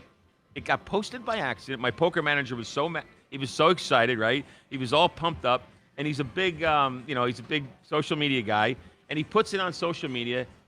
I mean, hundreds of thousands of hits. Of course. My stepson, who shout out to Chris Ceruzzi, he's an emergency room nurse up in New Jersey, and he's in the hot spots. He's in South Jersey, but he's in the front line, right? Yeah. And he's a poker guy too, and he's been around. It got posted at 8:00 at night. At midnight, he sent me a text. He goes, "Hey, I got some alert about some Hialeah Park custom poker table protective thing." So that's how viral this thing went. Here's the picture. It's a picture of the. You'll go up there and see it and take a picture of all you want. Nice. And show it to the camera there. And so basically, it's basically a plexiglass around the same perimeter of the rail of the table. There's no beams. The beams come up from underneath. Okay. So a lot of the plexiglass has all these like beams in between, which makes it look really kind of awkward. Yeah. And we can adjust it. So there's dividers in between. So we could make it a 5-player game, a 6-player game, or a 7-player game, and all players are protected. In addition to that, the next one's just going to have a little fun. In poker, you have a button. The button goes around. The dealer button goes around. Oh, yes. Right? Oh, we have a button. It's a 17-ounce hand sanitizer, and it says button on it. Oh. And we pass it around. When it comes to you, you take a little hand sanitizer. Right? We have another bottle of hand sanitizer on the table. When you sit down the first time, the dealer pushes it out and says, "Would you like the hand sanitize?" So we're taking this serious because we want to, we have to, we believe in it. Look, I don't want to get sick. Nobody wants to get sick. I was telling Frank, I don't want our customers to get sick. We have to open. We have to move forward, but we have to do it responsibly. You know what I mean? From protesting, let's protest with a mask. Let's not pile on like those idiots in the Ozarks. Did you see the idiots in the Ozarks in that pool? Yeah, there are like 500 people in a pool. Yeah. Forget COVID. I wouldn't go into that disgusting pool anyway. Yeah, just because of the urine factor. Yeah, I mean, how gross was that pool? These are the things that we have to avoid during this, is what we have to do. As much as I love concerts, I probably won't be going to one until 2021. Not until probably a vaccine. Yeah, I can't. I got 5 stents in my heart. Oh, yeah, so you got to be careful. I didn't realize that. I have 5 stents in my heart. You must have a big heart. So I'm going to continue with poker. So the other thing is the chips. So we bought a very high-tech chip cleaner. Normally you clean chips like once every 6 months. We're cleaning them every night. In addition to that, during the time of play, we have UV wands that we take the chips. We lay them out on a dead game, and we kill the germs with a UV wand. Wow, I do that in my house. You know that? I bought. You have the wand? No, not a wand. I bought a box. Oh, the wand's very cool. You should see it. I bought a box, and you put the phone, you put the keys. Oh, yeah, I get home at night, and then I zap it for 5 minutes. Sure. I'm very familiar with the box. So you guys are UVing the chips. That is so smart, dude. Like that. That's the box. That's the thing you have, right? Yeah. So we also have that, but it's inside the cage. Right. So there's a lot of cards. We normally we use cards all day. Same deck of cards all day. Now we're changing them 5 times a day, and we're UV disinfecting them during the operation of the. You know what's coming, right? The shuffler that has a UV light in it. Yeah, it's got to have the UV. It's coming. It's got to happen. It's coming. Did I invent something right now? I'm gonna actually a shuffler with a UV light. I mean, come on. You know what I'm gonna do? I'm gonna patent that. You mind? Let's go. Okay, I'll 50-50. Can I jump on it? That's fine. I'll do all the work. You get your You get 51. I'll go 49. Go ahead. Okay, that's even better. You control. My idea. You control. Go ahead. So no, I'm serious. That we should. That's a great idea. Yeah, I'm gonna do that. Seriously. So the other thing is there's all kinds of go upstairs. You'll see remember the host desk, the round host desk where the customers come up to. It's got a big 3.5-foot plexi shield on it. The cage has a plexi shield on it. By the way, where you're sitting, okay, all this here, 50,000 square feet, the casino, the poker room, all the back of the house areas was electrostatically disinfected. And we're going to do that every day. So from 4 in the morning to 9 in the morning, takes about 4 or 5 hours. We do this spray. It's like a spray that disinfects everything. That's like stuff that you don't see. Some stuff customers are seeing. The hand sanitizers every 30 feet, the plexiglass, the every other slot machine. But some stuff they don't see, and that's like the disinfectant. Oh, I'm bouncing around a little here. Sorry. Oh, go ahead. While you're playing here, you'll see some cleaning employees in an orange shirt. Uh-huh. Next week we'll have the custom orange shirt, and on the back it will say Hialeah Park, play safe, clean team. And all they do is wipe down touch points. And if a customer gets up from a seat, they wipe it down. They wipe down the machine, wipe down the seat. Customer gets up from a poker table, they wipe it down with a disinfectant throwaway wipe. So we're taking this serious. This is a serious thing. The number one way that we can be successful through this is through safety. Of course. We must provide a safe environment for our employees and for our guests. Right now, that is 100% the focus.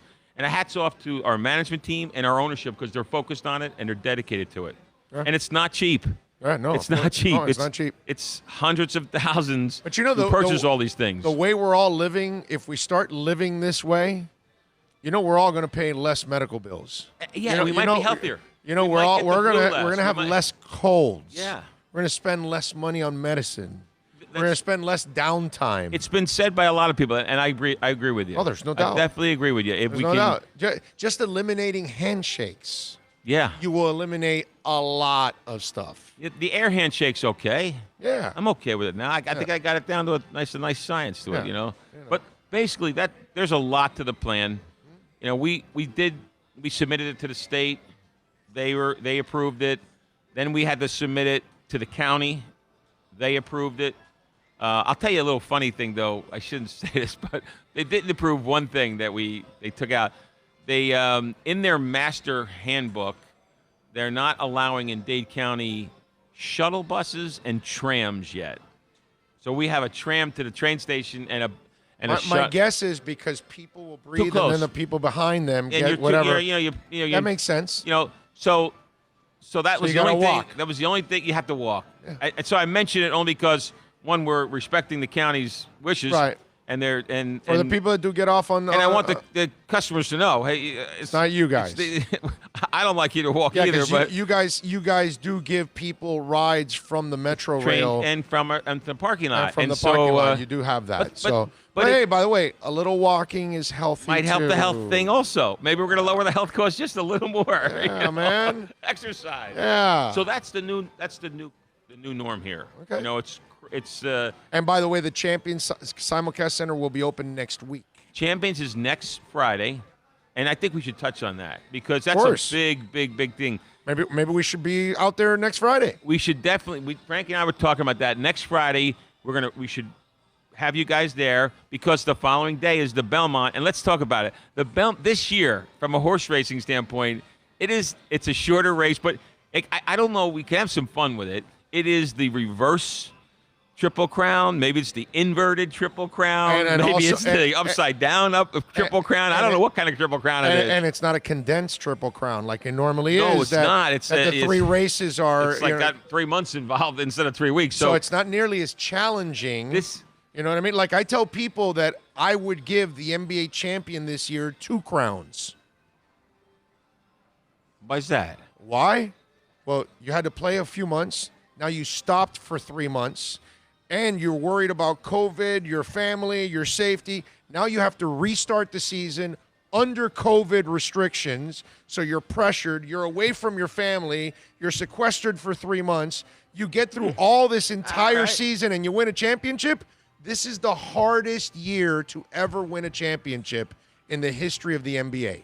But that's not going to be the case with Triple Crown. No, that's what I'm saying. Yeah. My NBA, point, yes. My point is it's the opposite of what racing is this year. Yeah, racing the Triple Crown is the easiest Triple Crown ever. Not that it's still going to be achieved because it's so hard to get a Triple Crown winner. But my point is the other Triple Crown winners were studs because they did it in a whole different time. What is it? 8 weeks, 9 weeks, something like that. Yeah. Yeah. So it's a short.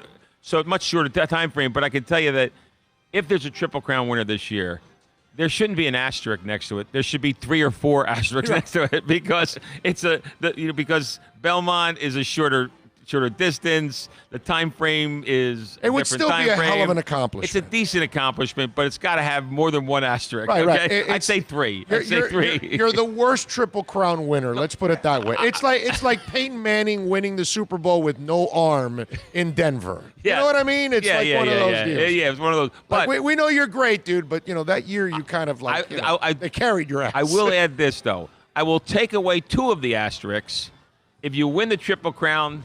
And then a few weeks later, you win a Breeders' Cup race.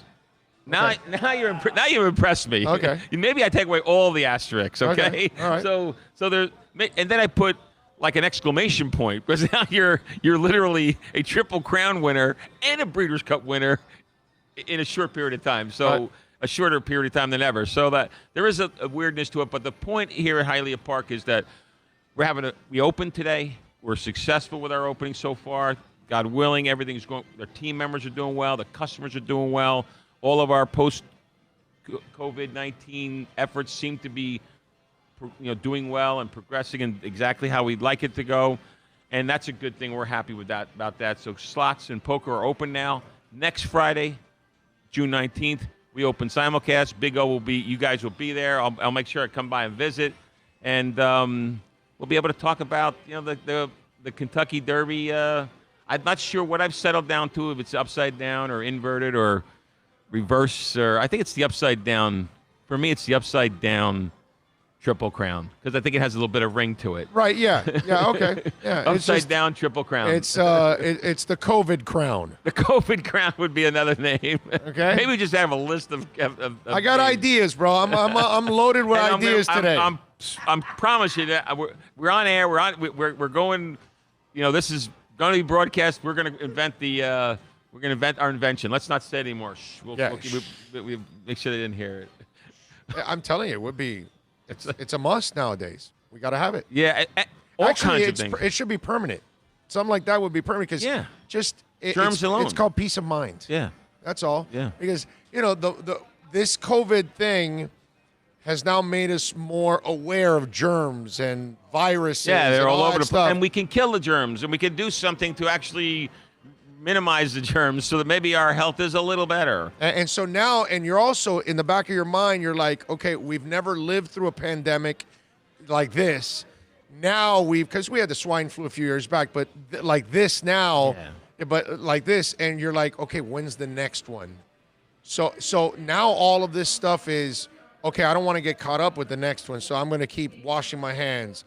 We're going to keep doing this. You know what I mean? Because that's probably what's going to be part of the MO now for everybody. It's the new norm. Yeah. I hate to use those terms. I mean, it's the same stuff, but post-COVID-19 is a different world, and you gotta just go with it and embrace it and do the best you can with it, and I think everything will be fine. In the end, you guys know, and that's what you're doing. You're creating an environment that makes the customer comfortable being here. If they're not comfortable and they don't feel that you're going the extra mile, you're not going to get the business. Listen, that's certainly what it is. One of the most important things. The employees too.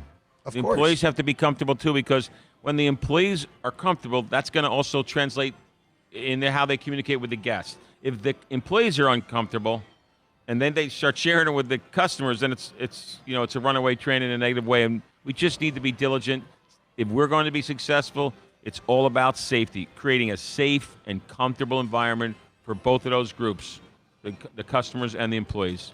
Good stuff. Good stuff. All right, Big O.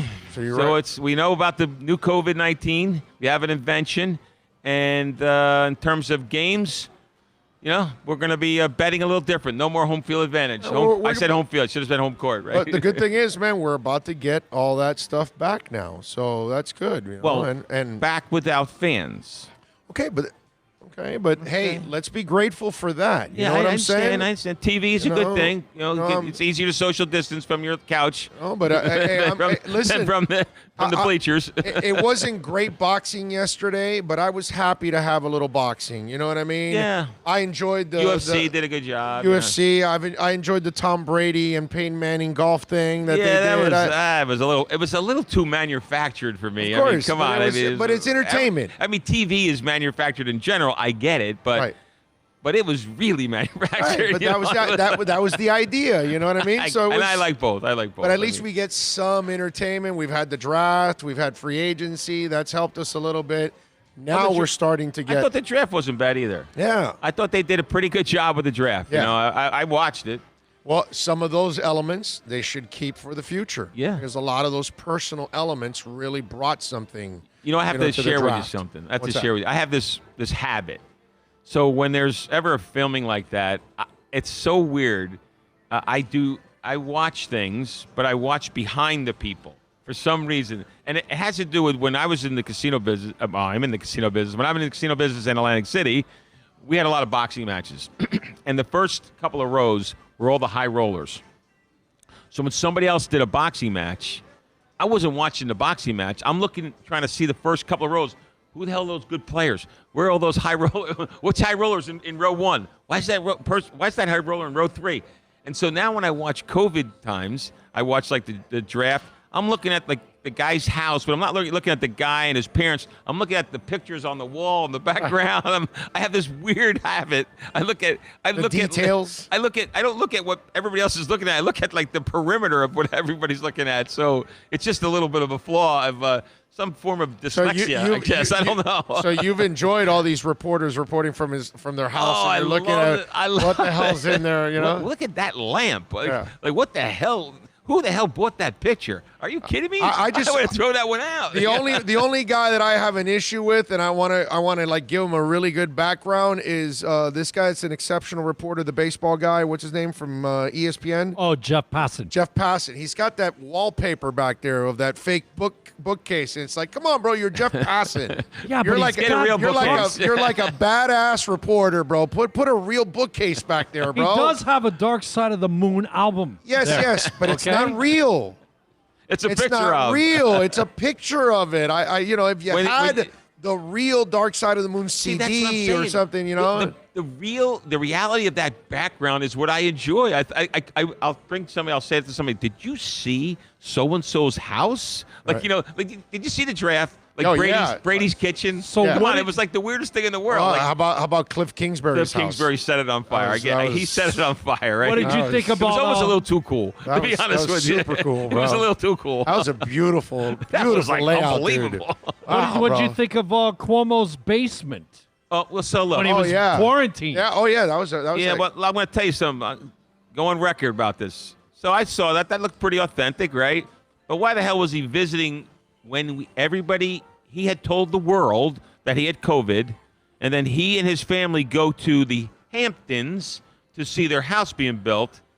Somebody catches him, and he gives the guy a little bit of grief because he was kind of like not doing the right thing. Because while he was infected with COVID, got in a car with his wife and 2 kids, went to see their house being built in the Hamptons. Somebody caught him, and he gave the guy a lot of crap.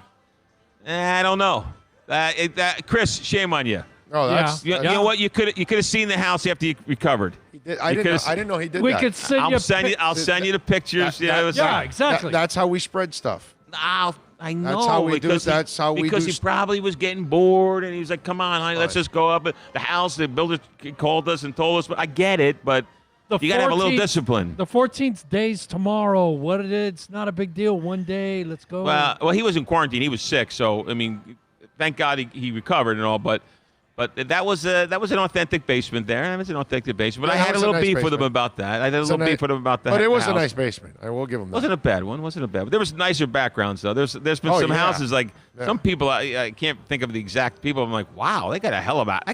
That woman's got a hell of a house. That dude's got a hell of a. Look at that guy's playroom. That's unbelievable. One of the other ones when we hear he's going to do the draft from his basement, it's like, oh, how much money is the NFL going to pay to remodel his basement? I think that obviously is a little playroom. It wasn't anything spectacular. It was Goodell's basement. Yeah, it was like solid.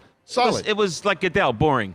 Yeah, all wood and just Anyhow, I got to get out of here before I get in trouble. Kind of what you expect. Now I'm dissing on Chris Cuomo and Goodell. I mean, sorry guys, we're just talking the truth. All right, good stuff as go. always, Nice Steve. seeing Thank you, you, my brother. Billy. All right, and good to see you, next week, Steve. next week we'll be out. Next week we'll do. We'll do next champions. week we'll do it. We'll do champions, same time, same bat time. Yes. Sounds good. I like it. All right, guys. Hialeah Park mask. Be hanging out with Manny, I guess, next week. Be good, boys. There you go. Thank you, Frankie. Appreciate you as always. Steve Calabro, Frank Fiore as always. Great stuff out here at Hialeah Park. Let's do this. Let's take a really quick break. We'll come back on the other side. Give us 2 minutes. We'll come back. We'll get to a couple things. John Harbaugh is frustrated with the NFL. Michael Jordan, by the way, stepping up big time. The Titans are doing something really smart I want to talk about. Got a couple of music notes, too, I want to get to. I got a disgusting piece of food. I'm going to describe this piece of food. They're actually selling it at a ballpark. That's next. It's a buyer's market at Toyota of Hollywood. Over 1,500 Toyotas on the ground, and truckloads just keep on coming. Now pay up to 50% less. 2020 Camry, not $29,000, $17,775. 2020 Corolla, not $22,000, $13,775. Buy a new 2020 Toyota with 0 down and 0% financing, or we'll make your payments till 2021 at Toyota of Hollywood, the #1 volume Toyota dealer on 441 between Hollywood Boulevard and Sheridan Street.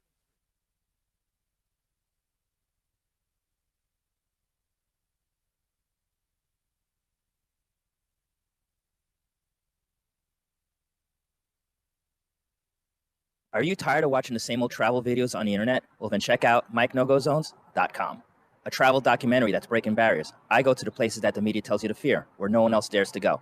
Baltimore, Opelika, South Side of Chicago, and more. Go to MikeNoGoZones.com. No one expects to get into a crash, but I expect you to go to accidentlawfirm.com if you do. Make sure when hiring a driver, you go through a rideshare app so that you can be covered by the insurance, which can be up to $1 million, whether you're a passenger or a driver. In other words, don't try to save a few bucks by paying cash instead of going through the app. I'm attorney Bobby Nunez from Nunez Law in Miami, and we're here to help you through the process. Go to accidentlawfirm.com for a free consultation from me, Bobby Nunez. That's accidentlawfirm.com. America's safest and best-selling compact luxury SUV is at Acura of Pembroke Pines, and this is how we do it. RDX, $339 a month at Acura of Pembroke Pines, the #1 volume Acura dealer.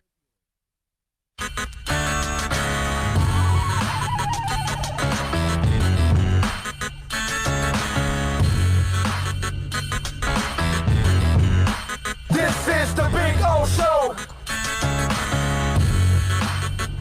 This is the Big O Show.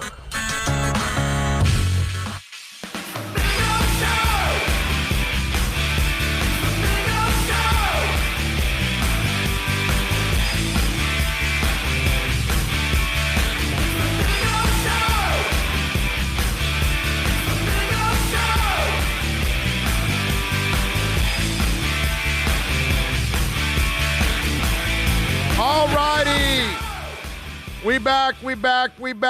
Yes, we will take you till 4. We thank Steve Calabro. Michelle Kaufman, by the way, will join us at the top of the hour. We're going to talk a little Inter Miami with Michelle Kaufman. Looking forward to that as we get ready. I am so psyched about the soccer season, and it's one of those things. Like we just were. Remember, we were talking in the morning show. We had Albert Namad on, and we were talking a little Heat, and it's one of those things. Like, I'm a huge sports fan like the rest of you out there, right? And you get excited about sports and you want them to come back, but you're worried about this whole thing also. You know what I mean? And so Alexa, the president of the Big O show, she's here with John, her husband. They came by to visit us here at Hialeah Park, and they're here with their masks on. You know what I mean? And it's just a reminder of where we're at right now and how life has, changed for all of us. You know what I'm saying? And these are the things that you worry about because our lives were normal, right? And then this COVID thing hits and it changes everything that we have to do. It changes our sports. It changes the way we live, the way we work. It has altered everything that we do, right? And you're hoping that, you could get back to, this puts you in a position where you appreciate where you were before COVID more than ever. Not socially. We're now getting into a better place socially now, right? Because we're forcing the hate out, which is a beautiful thing in this process. And that part is nice. But I'm talking about outside of that, people were in much better, position financially, professionally, all those things, emotionally. And now this has kind of, gotten you off track. And that's the part that, I fear. That as much as I look forward to the Dolphins season, I can't wait to see the Canes and see if Manny really corrected all these issues and Lashley and De'Aaron King and everything else that they did this offseason, and then the Heat getting it back.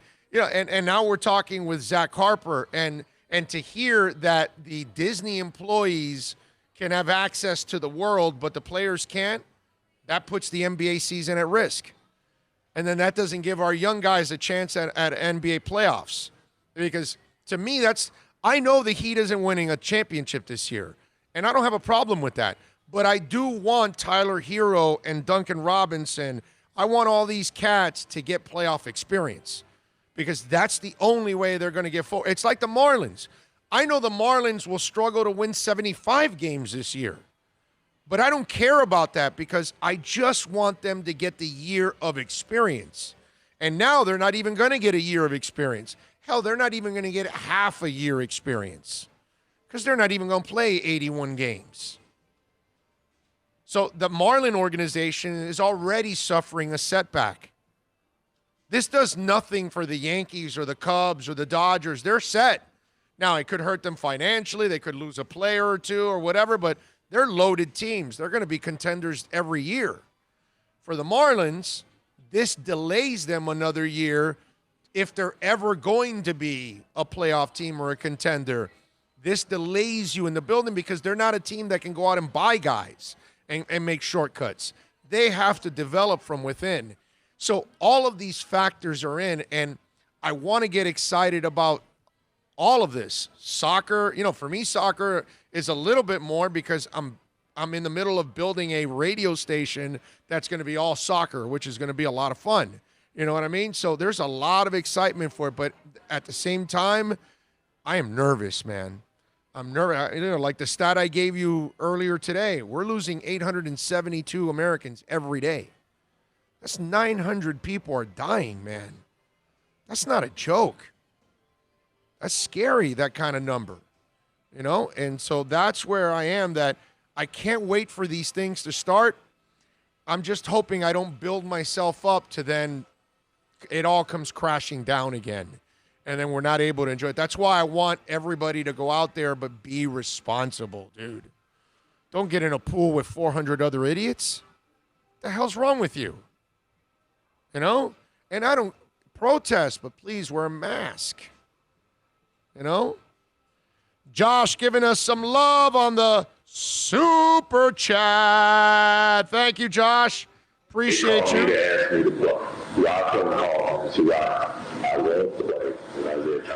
What the hell is that? He puts the best in the game is the Big O show. Can't wait for the basketball and football season. What? Super chat. No way. Yes way. No way. Yes way. They were fantastic. Super chat. By the way, Tommy Italian 305 for life also sent in a super chat. I think it was during an interview.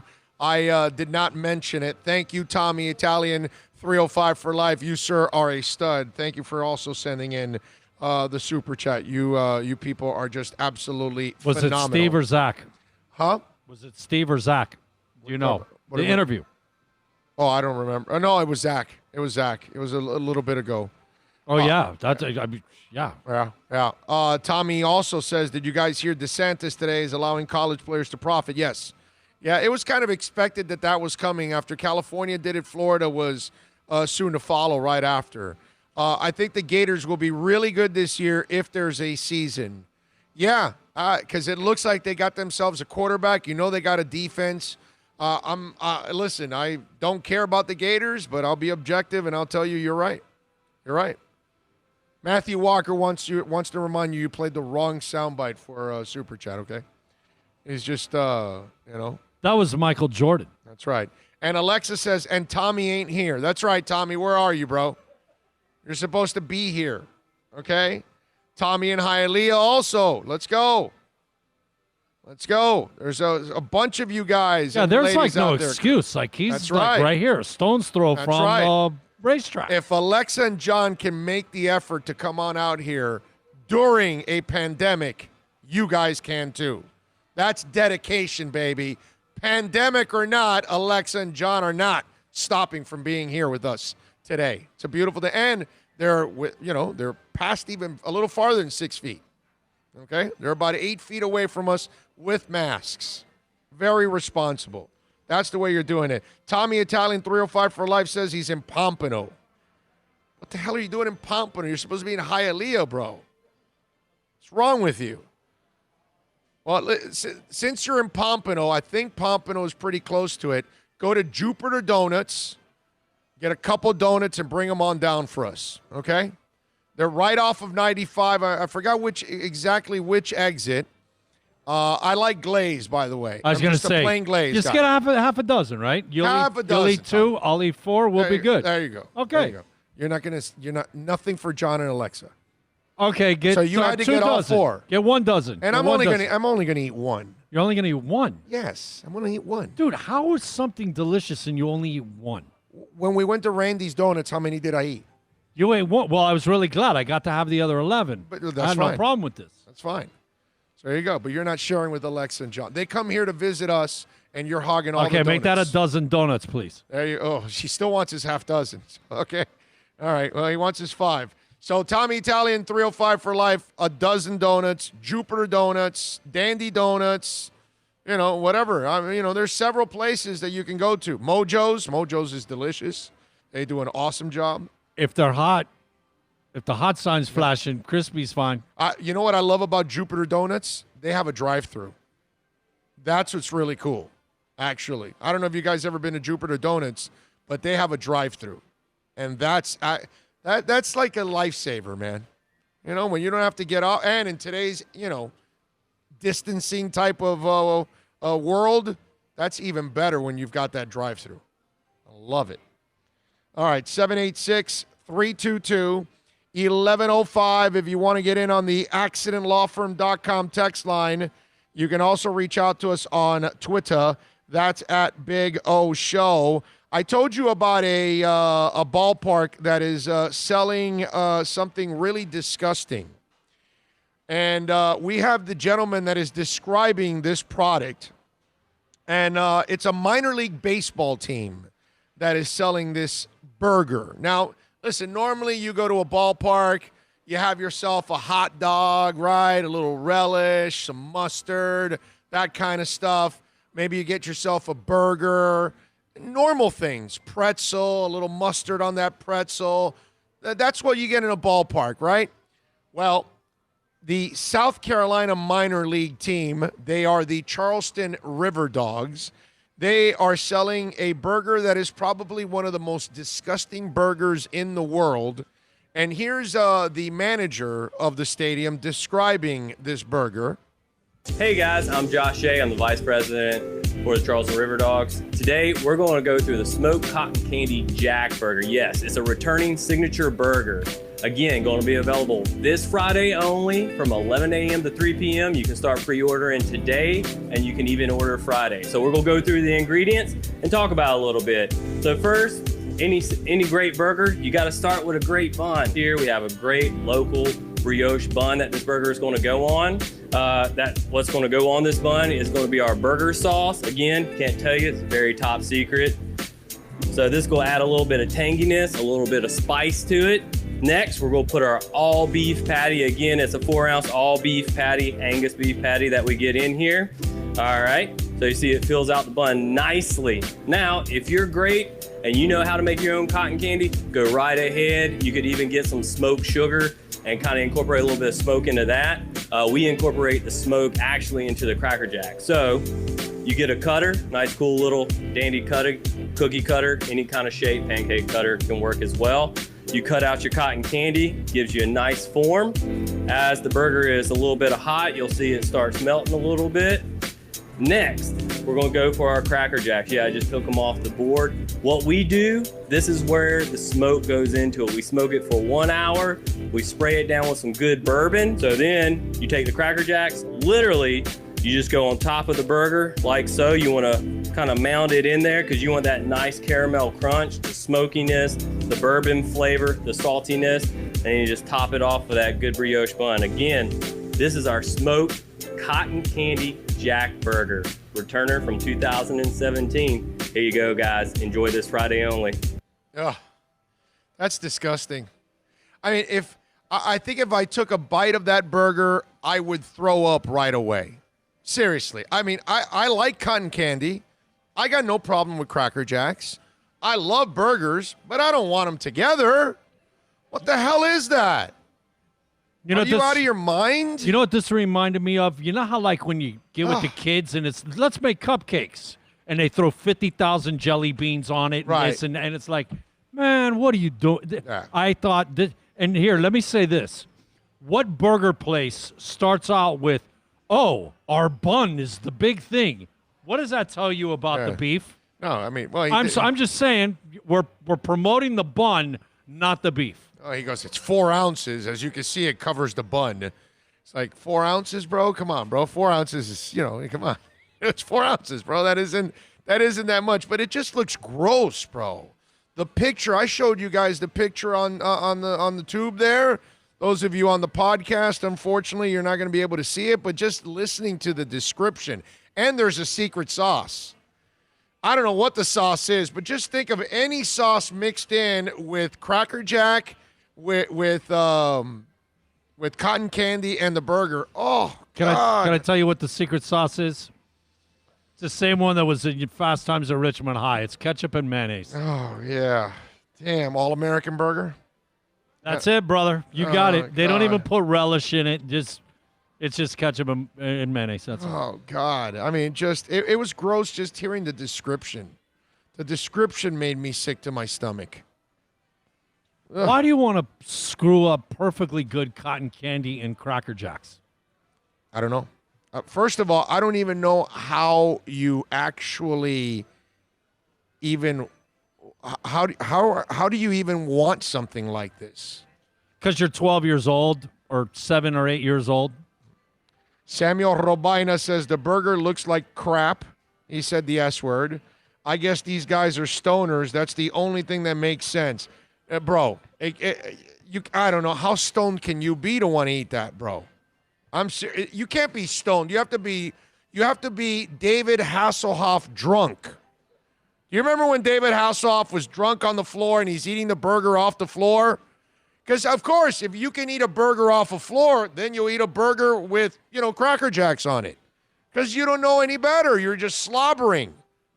And for those of you that have never seen the Hasselhoff video, just go look for Hasselhoff drunk. Put Hasselhoff drunk burger, and that's all you need. And you'll see him on the floor eating a burger. It's pretty gross. It's as gross as a burger with Cracker Jacks and cotton candy, pretty much. That's all. That'll get you where you want to go. You know, I was pondering the idea of getting another sandwich. Right. And yeah, it's gone. No? That burger killed it. I mean, that burger would kill anything. Pretty much. Parents, you know, it's not an easy job being parents, okay? Are you guys parents yet?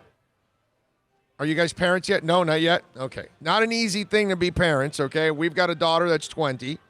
Kareem Abdul-Jabbar also has a son.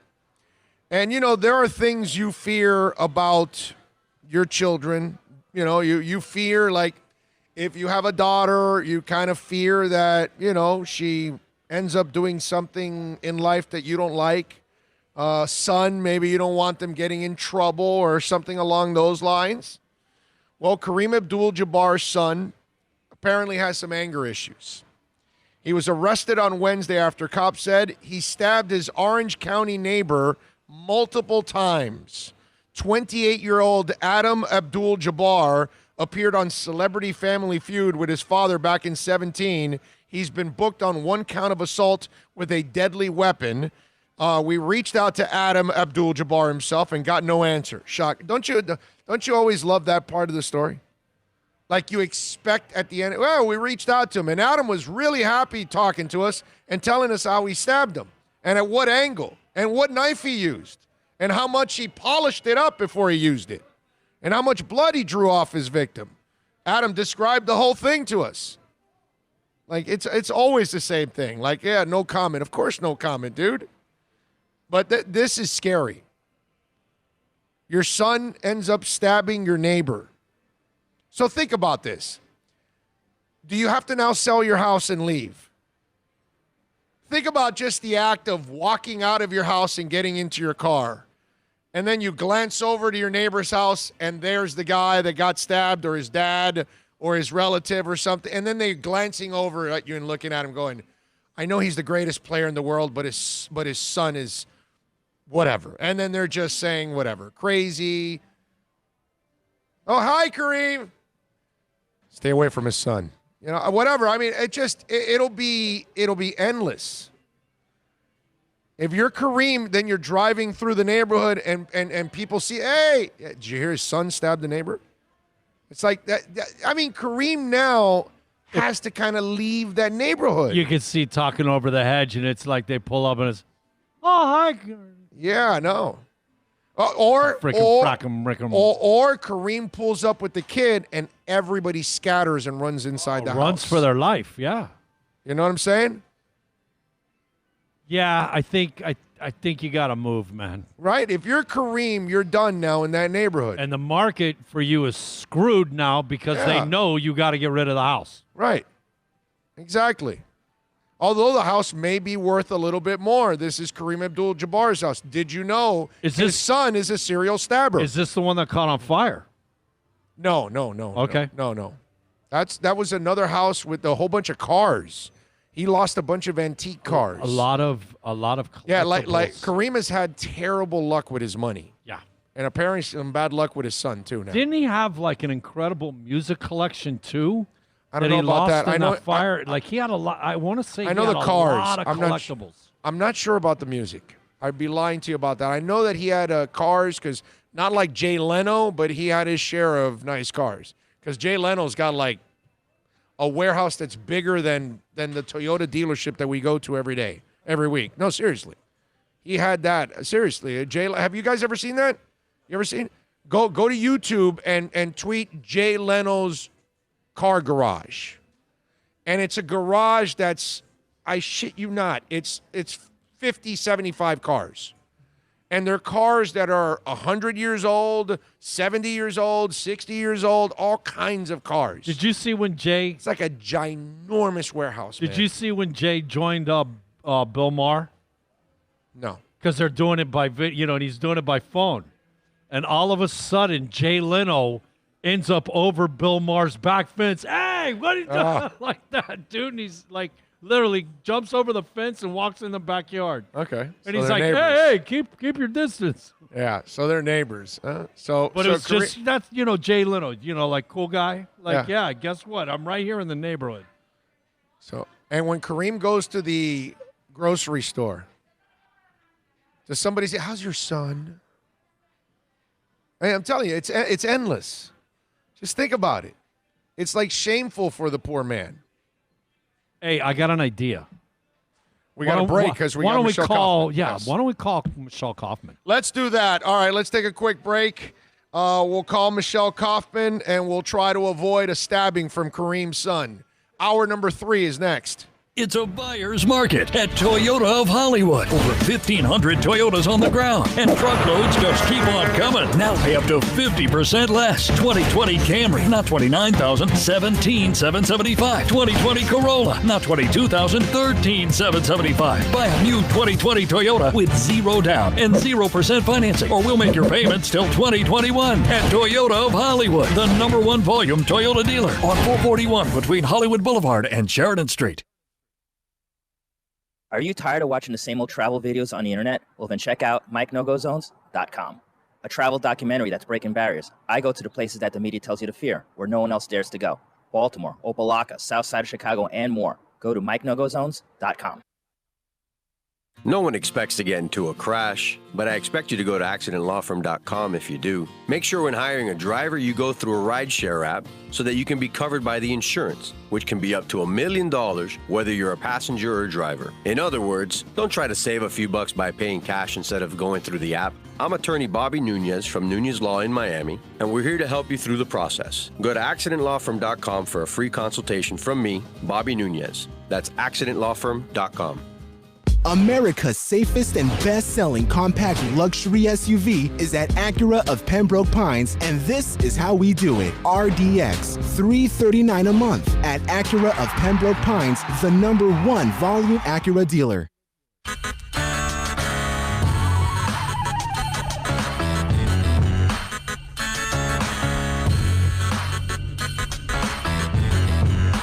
This is the Big O Show. This is the Big O Show. This is the Big O Show.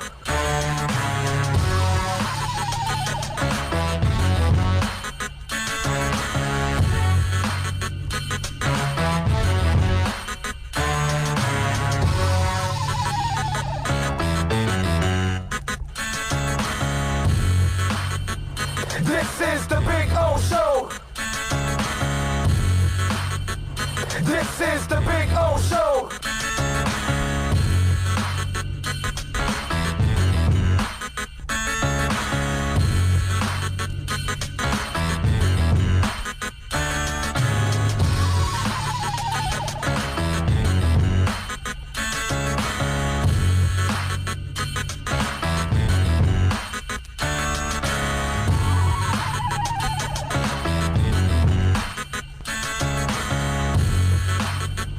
This is the Big O Show. This is the Big O Show. This is the Big O Show. This is the Big O Show.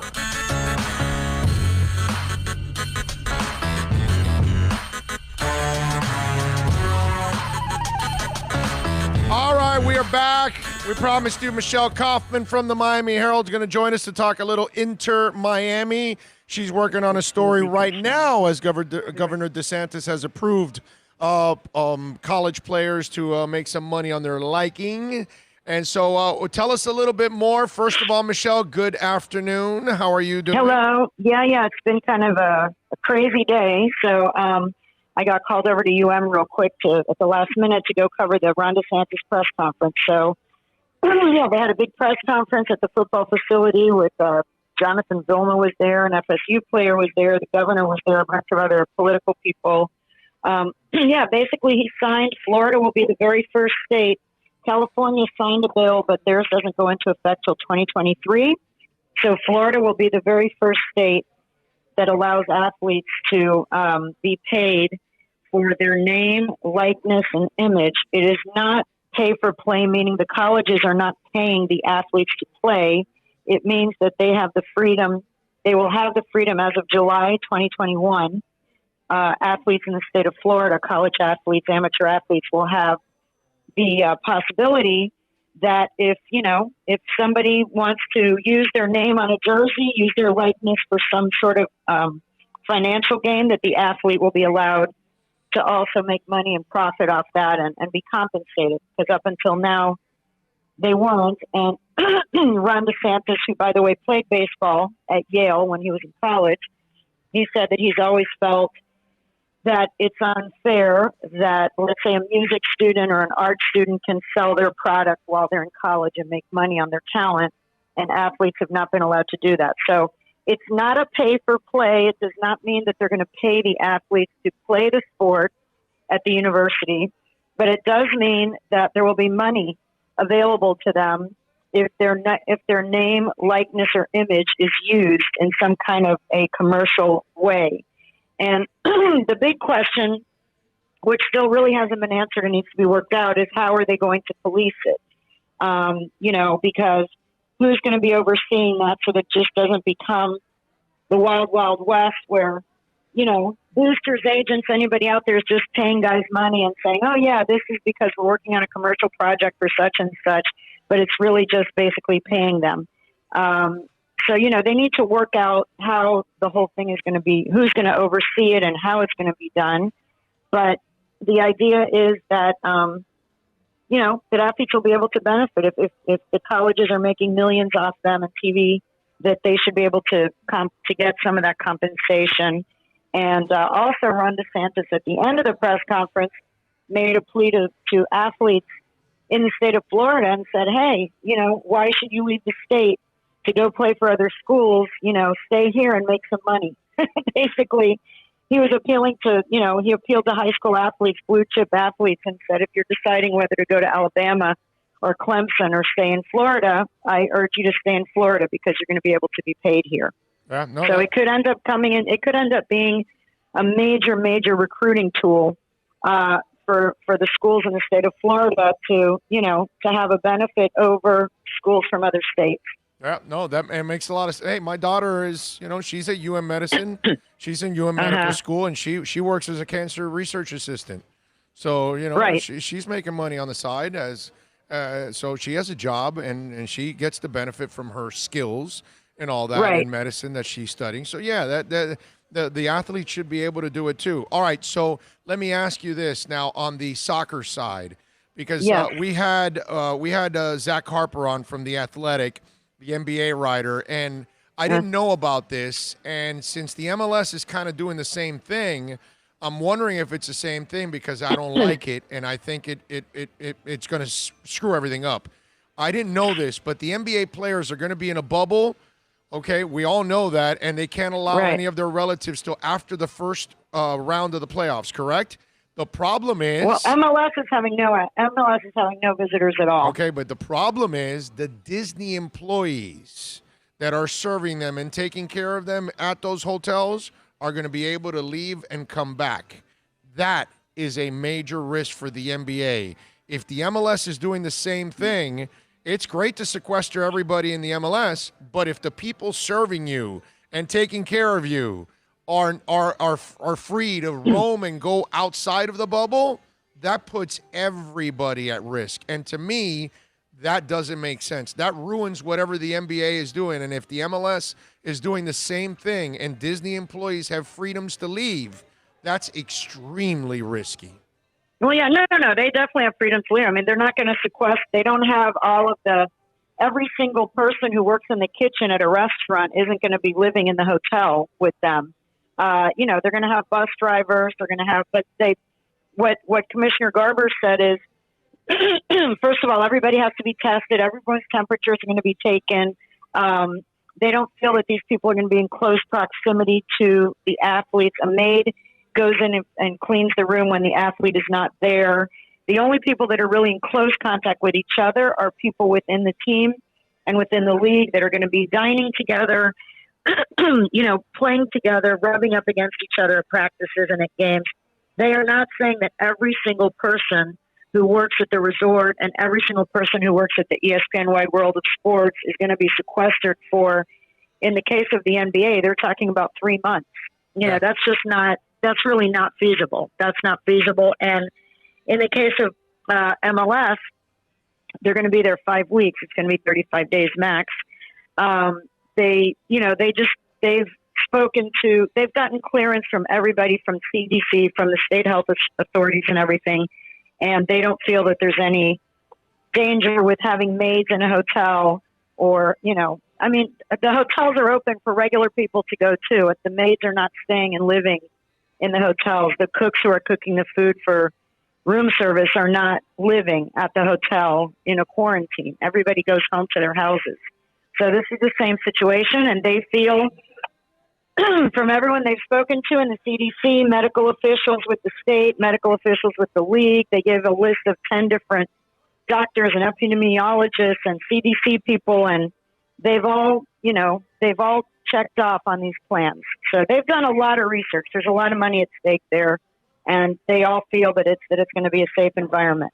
All right. I hope it works. I just that scares me that those folks will have access where maybe you're better off grabbing a couple of those people and saying, all right, if you stay in the hotel and take care of everybody, we'll pay you a little extra, and maybe some people would be willing to sacrifice like that. I don't know, but that is kind of scary. All right, any other news before you go? Because I know you got to go. Anything new that we got to know about Inter? Well, the big news is that Inter Miami will be playing the very first game of really any professional sport this summer. Inter Miami is playing Orlando City in the opening game of that tournament, and that is on July 8th. So that will be literally the first major sporting competition that happens in the United States will involve our team, Inter Miami, our local team, against Orlando City. They had the draw yesterday, and all the other teams were a blind draw, but they decided to make the opening game Orlando City against Inter Miami. And the reason was that they wanted an opening game that would be obviously interesting to people, but also Inter Miami has been testing the players for COVID every other day since last Friday. Inter Miami has been ahead of the curve on testing, and also they've been doing full squad training this week, which a few teams have, a lot of teams have not. So, and they happen to train. They've been training for many, many weeks now individually, and then in small groups, now full squad in the warm, hot, wet, humid climate, which is going to be the same as it's going to be in Orlando. So they felt that Inter Miami is going to be a team that's fit. They're going to be ready, and they've been testing players every other day. They've been very aggressive, testing players every other day for COVID. So they feel it's going to be a team that's healthy, that's been practicing in the heat and humidity. And, it's an in-state rivalry. It was done also as a sort of tribute to the state of Florida that, the state opened up to let them have the tournament here. This is, kind of a gift to the state of Florida that the opening game is going to be Orlando against Inter Miami. I like it. Look forward to it. That is absolutely awesome. Follow her on Twitter, by the way, at Koff Sports. Catch her work there at the Miami Herald, not only Inter, but she's writing that next story now about DeSantis allowing the college players to benefit from their likeness. Michelle, as always, thank you for taking some time. We always appreciate it. You are the best. All right. Take care. Thank you. Okay. Bye-bye. There you go. The great Michelle Kaufman. Cookie Vice, thank you. Cookie Vice chiming in on a little super chat. Thank you, Cookie Vice. What? Super chat. No way. Yes way. No way. Yes way. They were fantastic. Super chat. And by the way, Ray Grulon also sent in a super chat. I'm having trouble with the Wi-Fi here, so it's getting stuck, so I'm not getting everything, so I don't even know if I got all the super chats. I know that, dude. Where'd you get this? Super chats. Oh, gnarly. Awesome. Totally awesome. For the rest of the show, we will be making up for the missed super chats. There you go. Please. Well, if I can, I don't even know if I missed any. Howdy, Big O. I arrived late today. Thank you for another great week. Super chat. Thank you, sir. Thank you. Appreciate it all out there. The only one who could ever reach me was the son of Laker Man. My old man would have gladly dished out the death penalty with the quickness. You guys are a trip. What do we have here? And by the way, it's Alexa and Josh. I said John. Sorry, Josh. I called you John. My bad. I misunderstood. And thank you to Alexa and Josh for coming by. That was very, very sweet. Very nice of you all for coming by. And you had even met him before. Yes, I did. I did at Cerusi's. Cerusi's. But I noticed her right away because of her look with the glasses, like right away. Like I picked up, I go, that's Alexa. Right away. Because it's just because of her profile pic. I picked up on it like right away. Dougie Fresh says, question for Michelle. Since Florida Rep Gertz has commented on U.S. soccer players and kneeling, how do you think this will impact MLS? She's no longer with us here on the phone, but I don't think, I got to tell you, Dougie Fresh, right now, the kneeling, I don't think anybody's going to go against it. That'd be pretty stupid to go against it now at this point. Oh, I almost feel like if you don't, yeah, no, you're just, on the other side, right? Yeah, you're just like you're being completely just lost on, and you're out of touch with everything going on. You know, at this point, that would be so tone deaf. You know what I mean? So I don't think it's going to be an impact in any league at all. No, nobody's going to get in anybody's way of the protest. At all. That's it. You'll have your fanatical, and they're a small portion, and they're loud and all that. Typical. That's just the way it is. You know what I mean? Just like I'll tell you guys every day of my life, there's more of us that are good people that accept others than the ones that are full of hate. We have them. They're the smaller percentage. They're just loud. That's all. You know? And you know, the problem is, I think for many years now, we know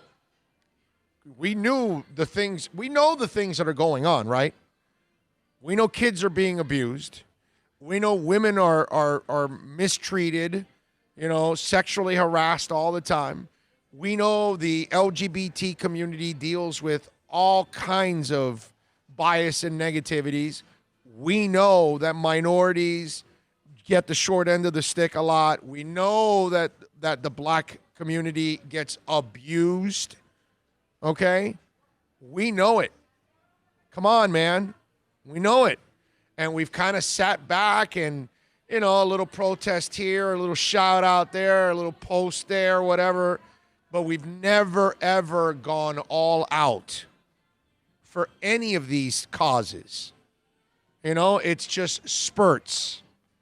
This is the first time that we actually said enough's enough. You know what I mean? And it's a beautiful thing. It sucks that it took this long, but it's a beautiful thing. And you know, that's why I tell you that I just think that finally the good in people is coming out, and they're finally becoming loud and strong, like the hateful, hurtful people that are the minority in this country. They're just loud, bro. Well, there's major groundswell, but let's get convictions. Let's get people hired. We need the progress. follow Real through. progress, right. We need the follow through for things to actually happen. Yeah, and I think that's what's going to happen this time around now. It has to happen this time around. Enough already, because you know it just gets to a point where it's just insulting and unacceptable in every way. Let's see. I'm down with kneeling. Can't stand Gates. MLS is full support of players kneeling, but wanted to see if she thought they would be persuaded. I'll ask her next week because that'll still be obviously a topic for next week. But I don't think, Dougie Fresh, I don't at all, man. I don't think there can be I think Jerry Jones is cringing now, you know, because obviously he's set in his old ass white ways. That, you know, and listen, I don't believe Jerry one bit for anything. I think he's as phony as a $3 bill. Oh, yeah. Okay? Oh, yeah. All right? He loves these players because he needs to use them.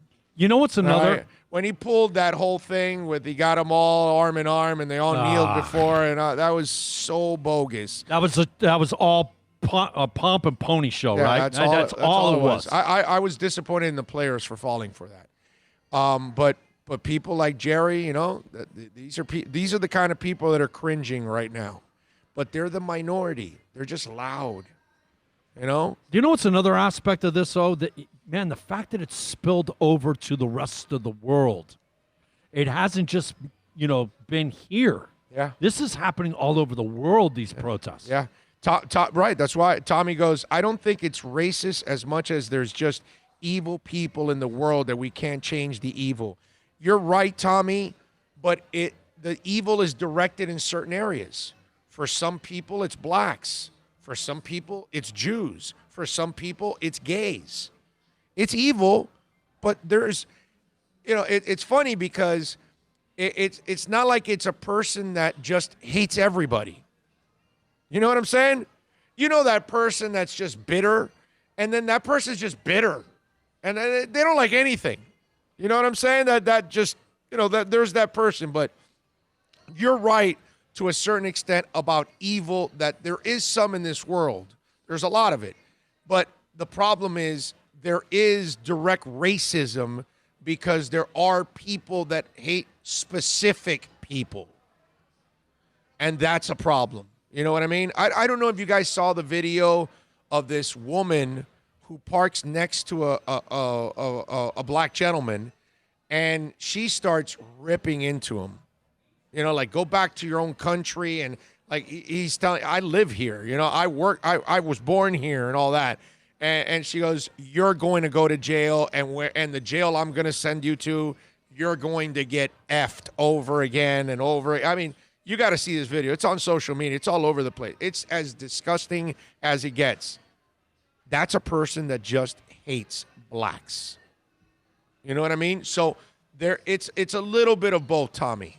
I agree with you that, yes, there are people that are basically evil, and then there are people that have, you can't explain it, dude. I don't know what it is. You know what I mean? It's just somebody that they can't stand gay people. I don't know why, but it's just one of those things. It bothers them. Don't know why. They just think you should be only liking one sex that's opposite of you. And to them, they're just locked in that way. And you can't take it away from them. The way it is. You said they channel their hate to one specific group. And I think it happens. Do you remember the comedian that was like, I'm not racist. I hate everybody equally. Yeah. I hate every kind, even my kind. Hell, I hate me. Right, yeah, Do you remember that? Right, yeah. I cannot remember who that comedian was, but I hate everybody equally. Super Boom Shack, by the way, has dropped a Super Boom Chat.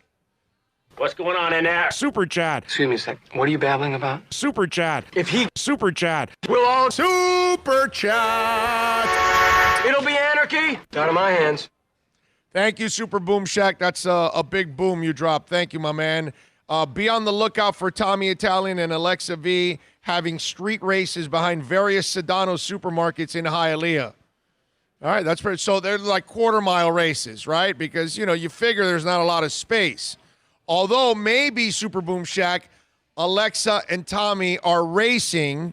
Now, wait a minute. Josh, if Alexa's racing Tommy, you need to get out of the car. There can only be one person in the car because, you add the extra weight. It's, So Josh, you got to get out of the car and give Alexa a chance here because, it has to be one-on-one. You start putting 2-3 people in a car, then, that it takes away the advantage. So that's a tip for Josh, okay, to help out Alexa. Now, if Alexa and Tommy are racing, my idea, Super Boom Shack, is they're probably doing it in the alley in the back, right? Because that's, and Josh is probably the guy clearing out everything. He's probably the guy that says, go, that kind of stuff. I get it. I get what's going on. That's why Josh was hanging out with Alexa today. If I'm not mistaken, there's a Sedano's right down Palm Avenue on 34th or 35th. That's right. Or you could go to the one that's by Champagnat. Oh, there we go. Over by the house, my old St. John's School, East 4th and 9th Street. Oh, there you go. We're like in the A middle little of champagne and everything. Yeah, a little. We're in between. Well, bro, I grew up in Hialeah, man. You got to love un gringo talking champagne.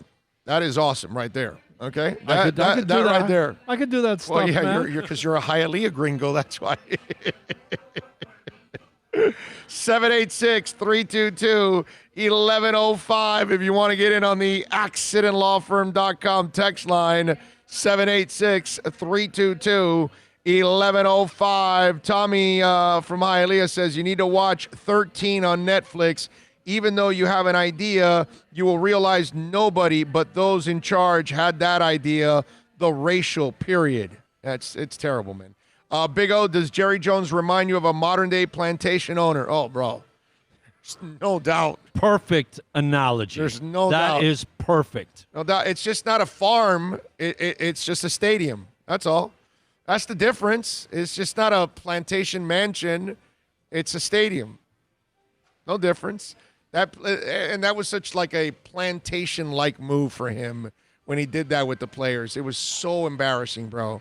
I was so embarrassed for the players that they actually went for that crap, and they let him get away with that. Ugh. That's why I'm glad that this bridge is being crossed now. You know, stick it to him and everybody else that doesn't want these guys to be Americans and let them protest for something that they need to protest.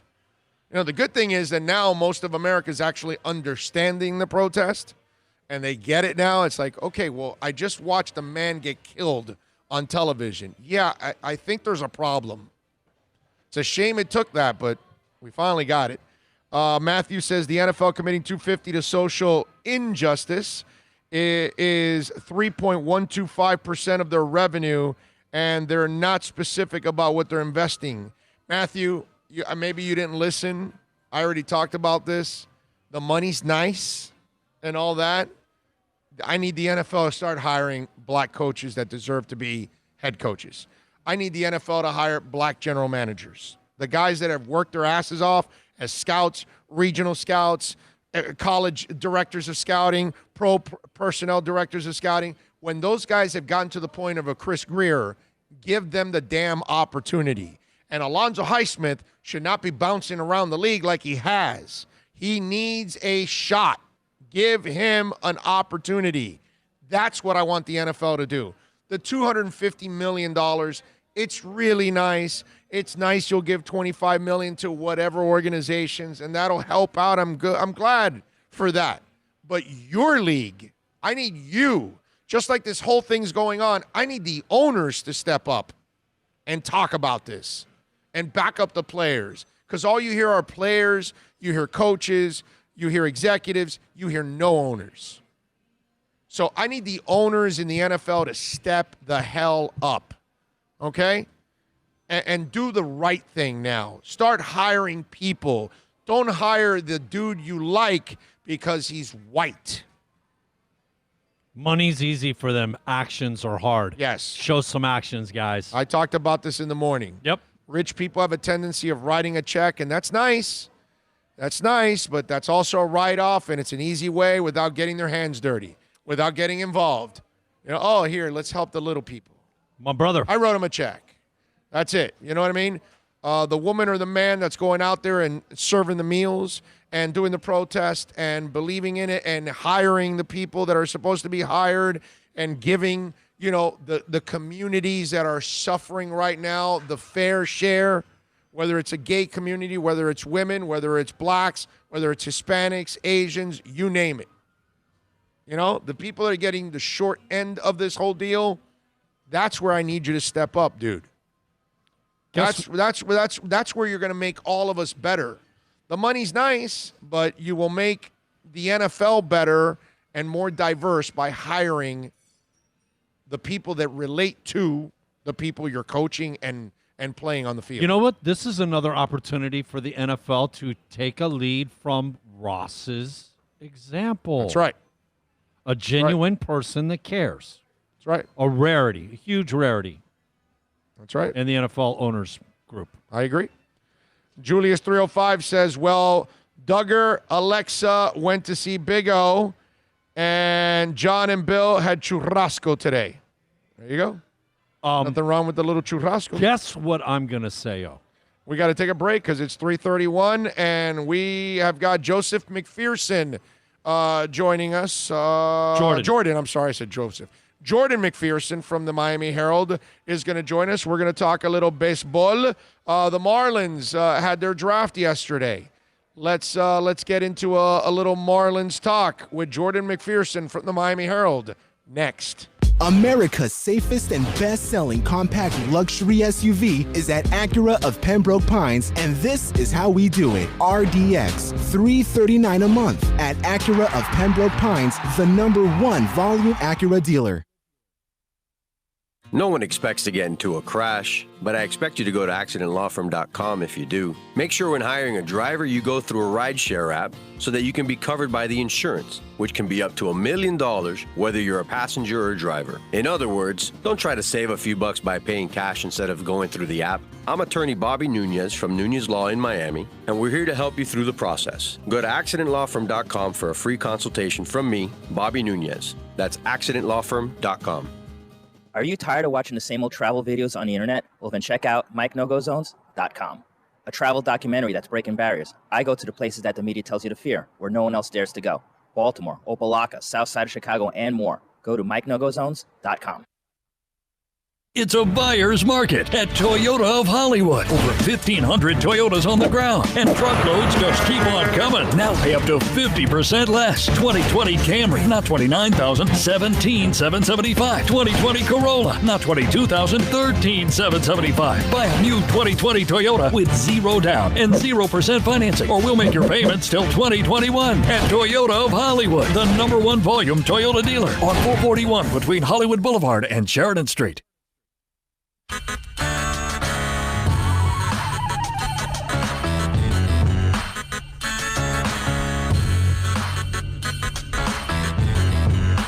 This is the Big O Show. This is the Big O Show. This is the Big O Show.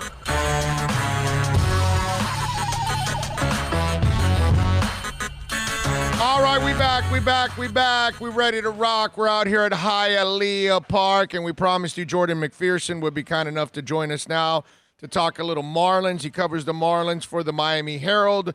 You can follow him on Twitter like I and so many others do at J_McPherson1126. He's been covering the draft the last 2 days. Today, they will start to pick up other players that weren't drafted. Let's bring him aboard. Jordan, good afternoon, my man. How you doing? Good afternoon, Big O. I'm doing great. How have you been? I've been great, my brother. Staying COVID-free and working still, so I'm blessed. I'm one of the few to at least be still working and at least talking a little sports. So it's a good thing. Jordan, we talk about the last 2 days. Obviously, we know squat about these guys because we don't know anything. We never watch these guys, rarely in college or in high school for sure. We never see these kids. But you are the guy that does have to talk to some of these pros that cover and scout all these guys. Give us your assessment on the 6 pitchers the Marlins picked over the last 2 days.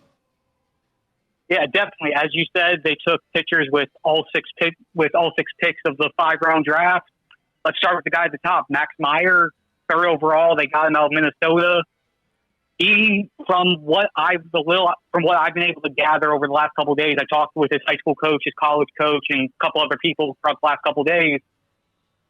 The man's got probably one of the best sliders out of the draft class, and that was one of the main factors that sold DJ Spillis, the Marlins director of scouting, on the guy.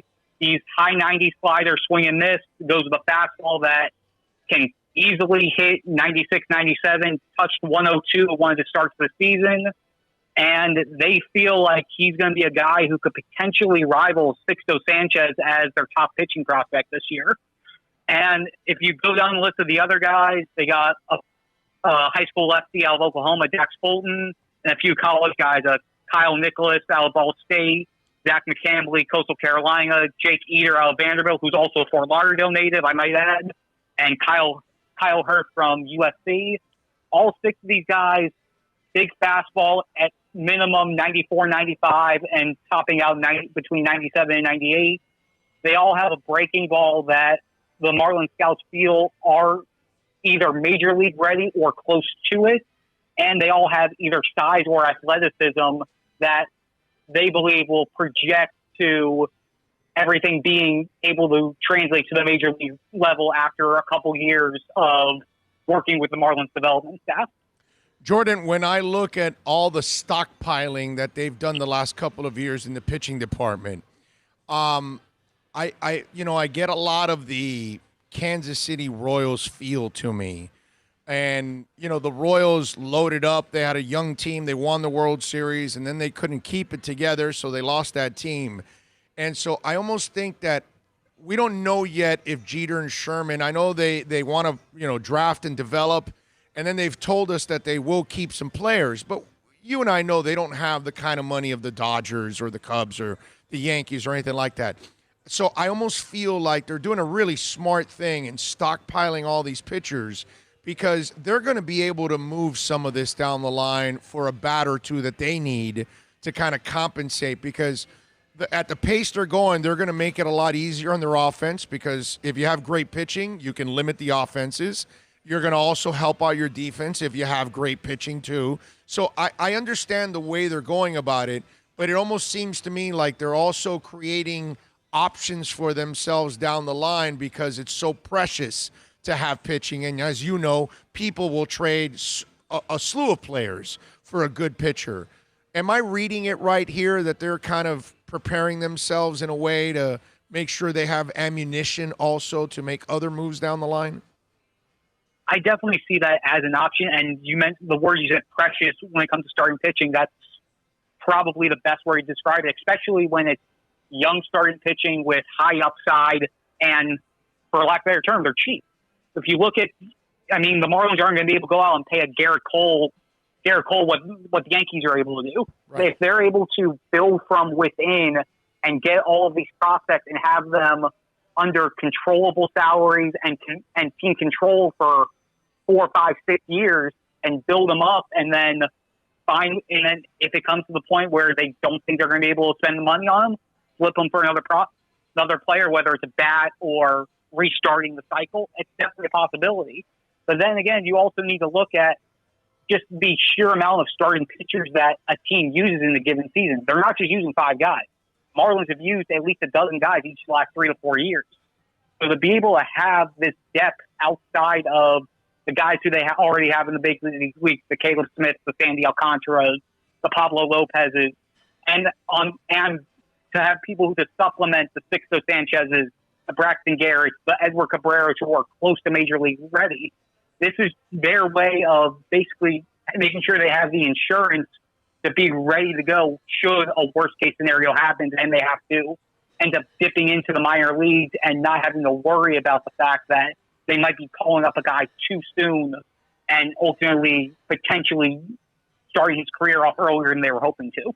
All right, Jordan, look, I'm not going to put you in any kind of uncomfortable position, because I know you and I and most of us have no idea really about these kids. So we don't really know if this was a good move or a bad move. But I'm sure you've talked to other people that kind of scout all of this.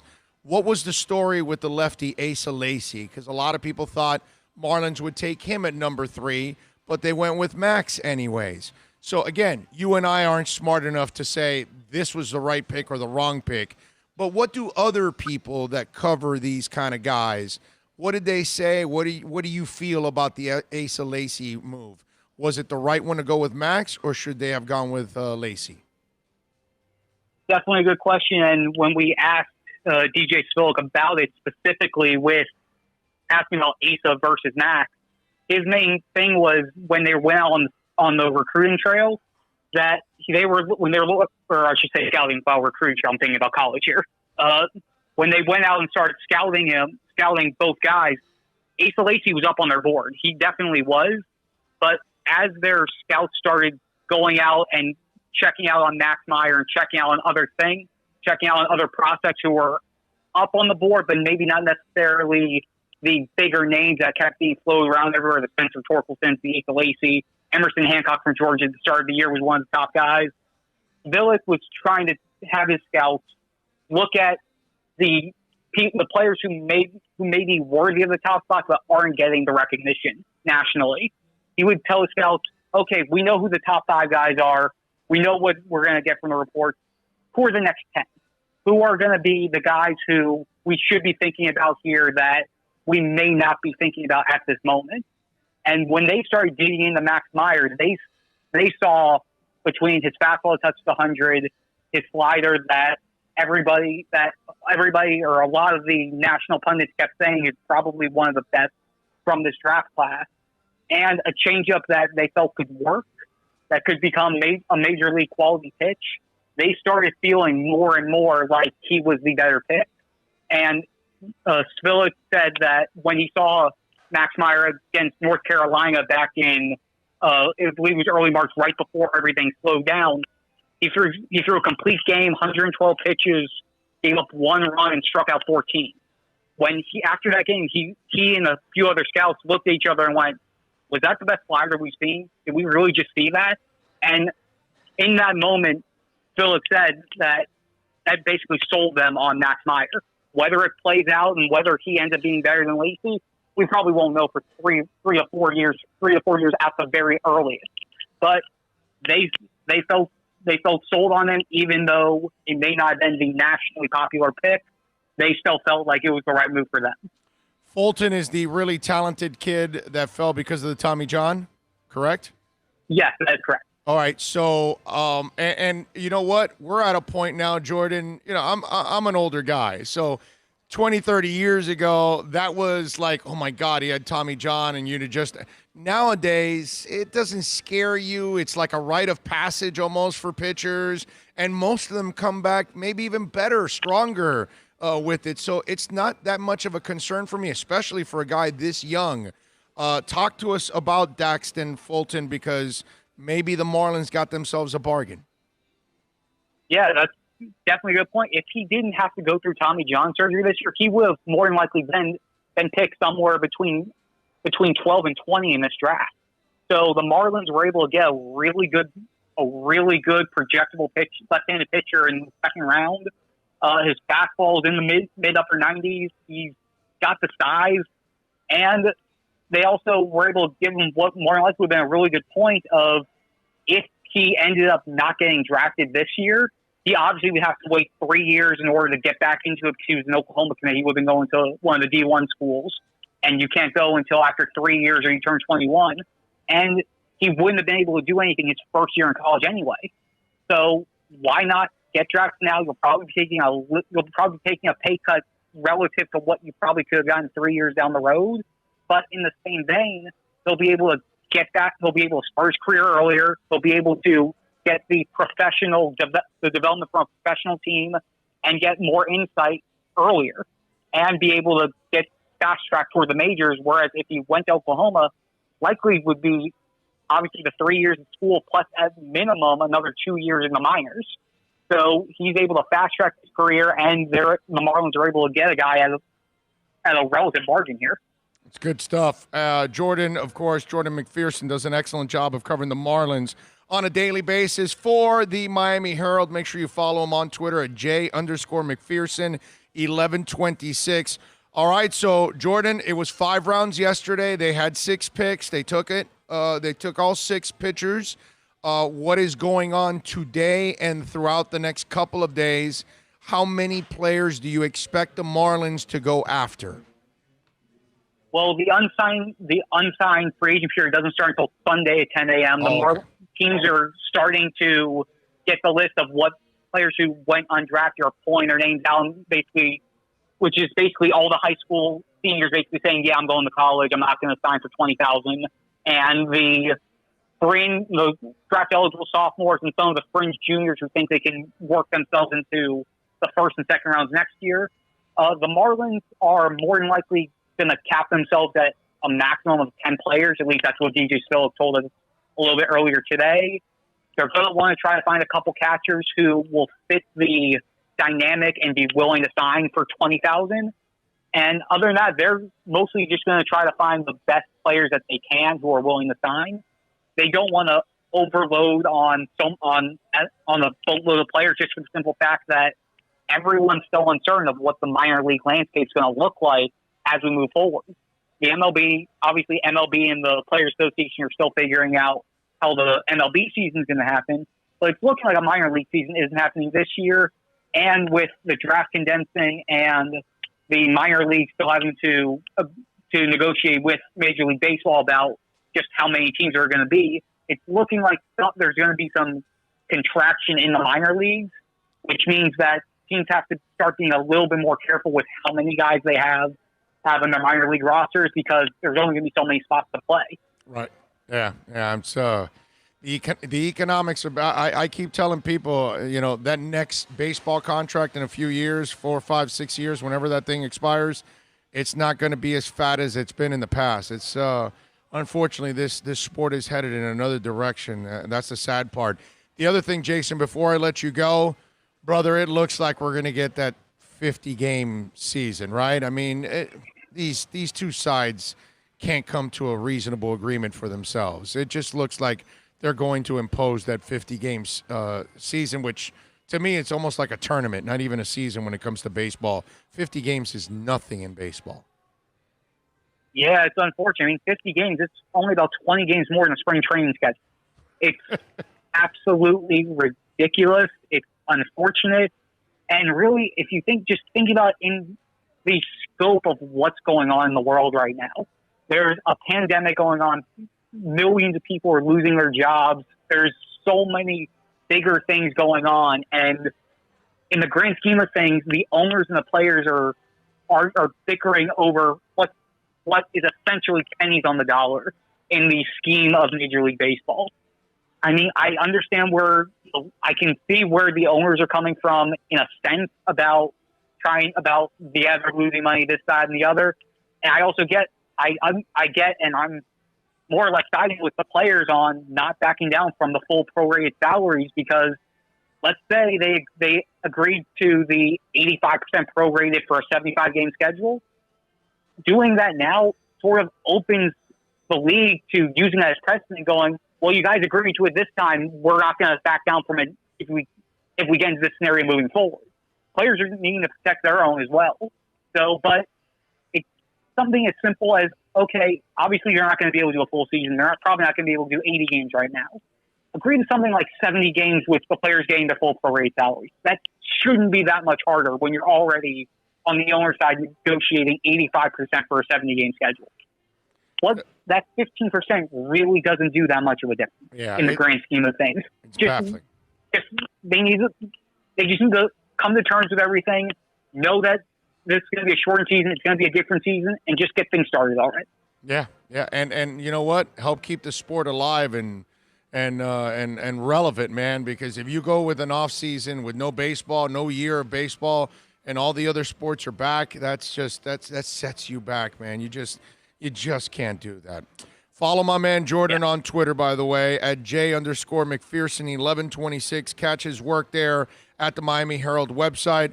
Jordan, as always, excellent stuff, my friend. Enjoy the weekend, and you be safe, man. Thank you for taking some time.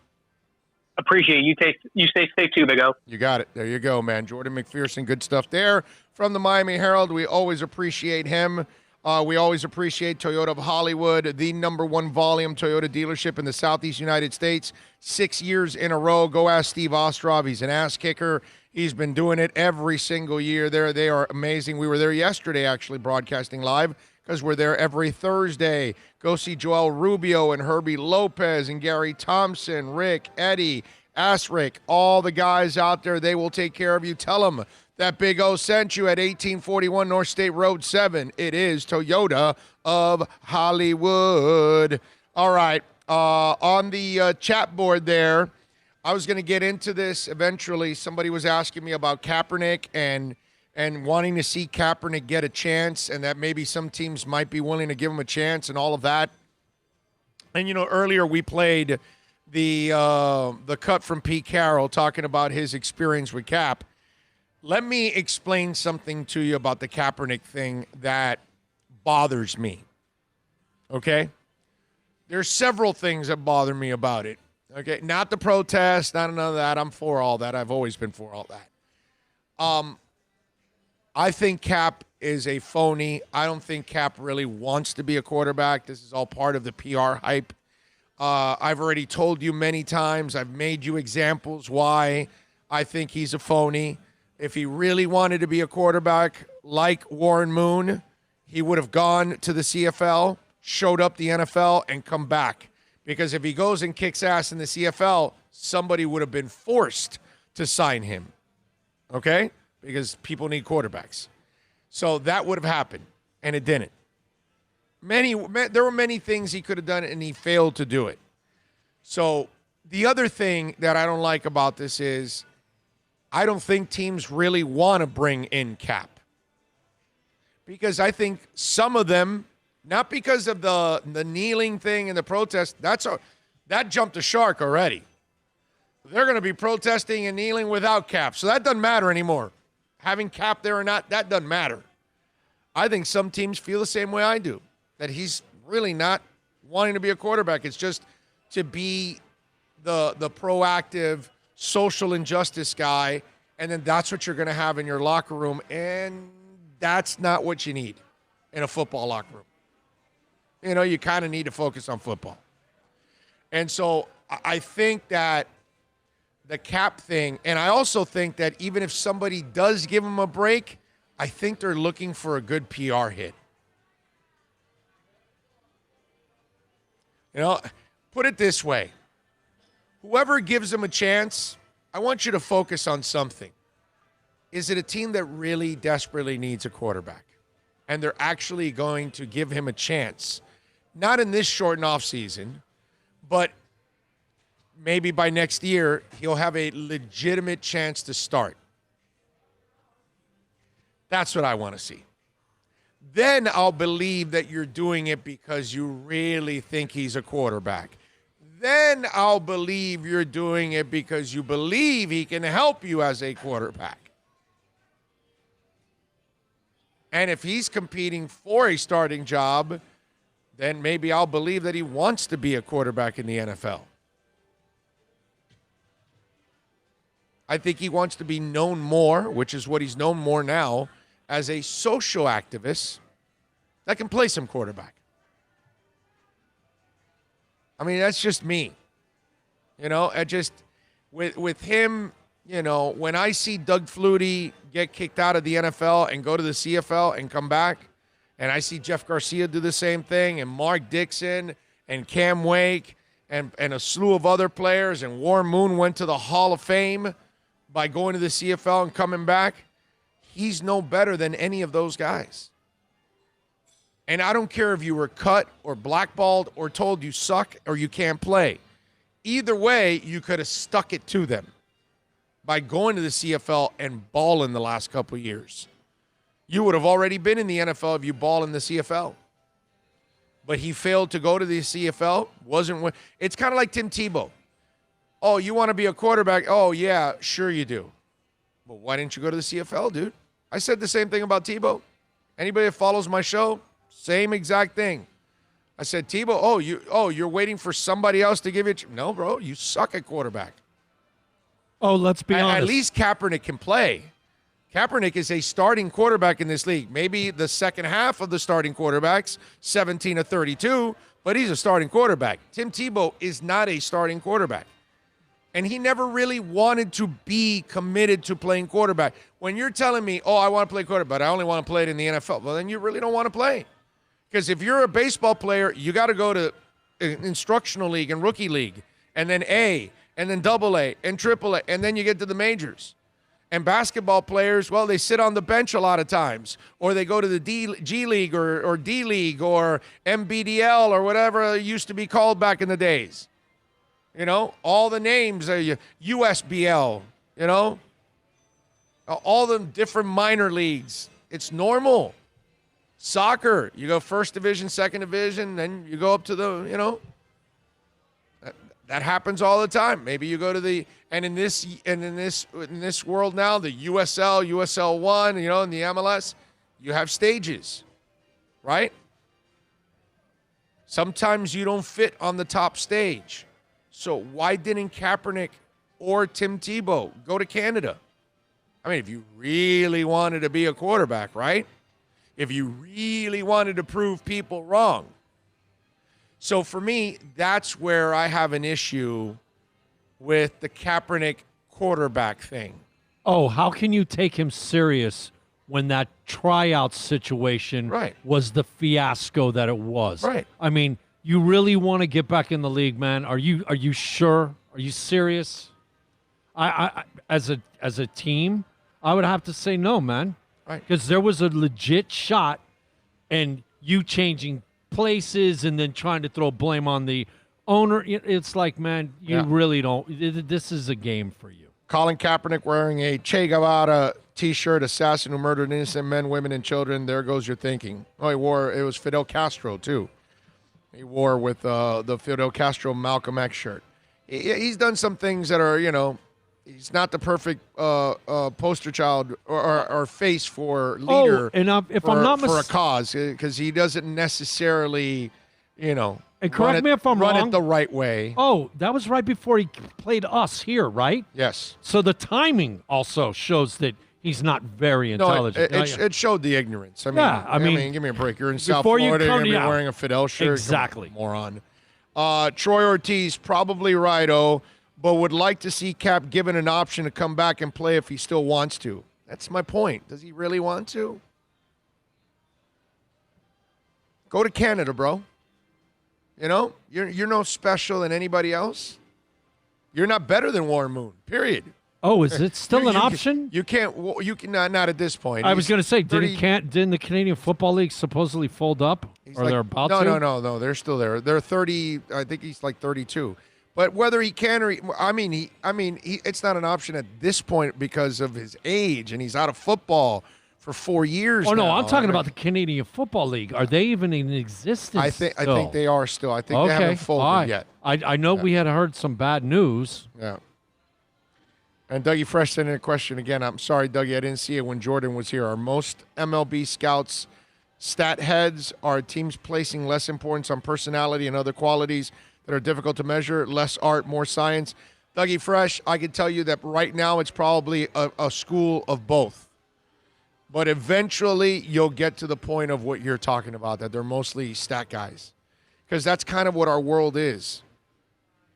I hear it all the time with writers and all that. Oh, the stats. Stats don't say everything, bro.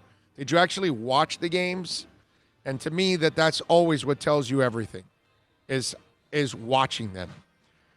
DMX, how's it going down? Song of the day. I love DMX. Crazy bastard. But I do love his music. He is. He's completely nuts. Super Boom Shack, we got to get Tommy's back feeling better, and then we can have the race. I see. So Tommy's a little broken down right now. Alex says the Mets started this trend with stockpiling of pitchers from DeGrom, Matz, Wheeler, Harvey, K, Peterson. Yeah, well, it's not the Mets thing. Many teams have done that over the years where they've stockpiled pitchers. That's not something that the Mets did, because the Braves were stockpiling pitchers for many years, back in the day. In the Sherholtz and Bobby Cox era, they stockpiled actually a group of... they had Glavine, Smoltz, and Avery, and went out and got Greg Maddux from the Cubs. Yeah. They people have done it. There have been many teams that have done it over the years. Oh, stockpiling and pitching. You know what? What wins championships, those? Yeah. What wins championships? Dombrowski did it, too, himself. He had his share of stockpiling on pitchers, too. And that helped. You want to win the series, you got to have pitchers, man. That helped the 03 championship there. And they even lost A.J. in that year, too. And still, with Beckett and Penny leading the way, that helped out in a big-time way. The other thing that I wanted to talk about, because we talked a little cap here, the Titans. And I saw this story, and I thought it was smart on their part really smart on their part.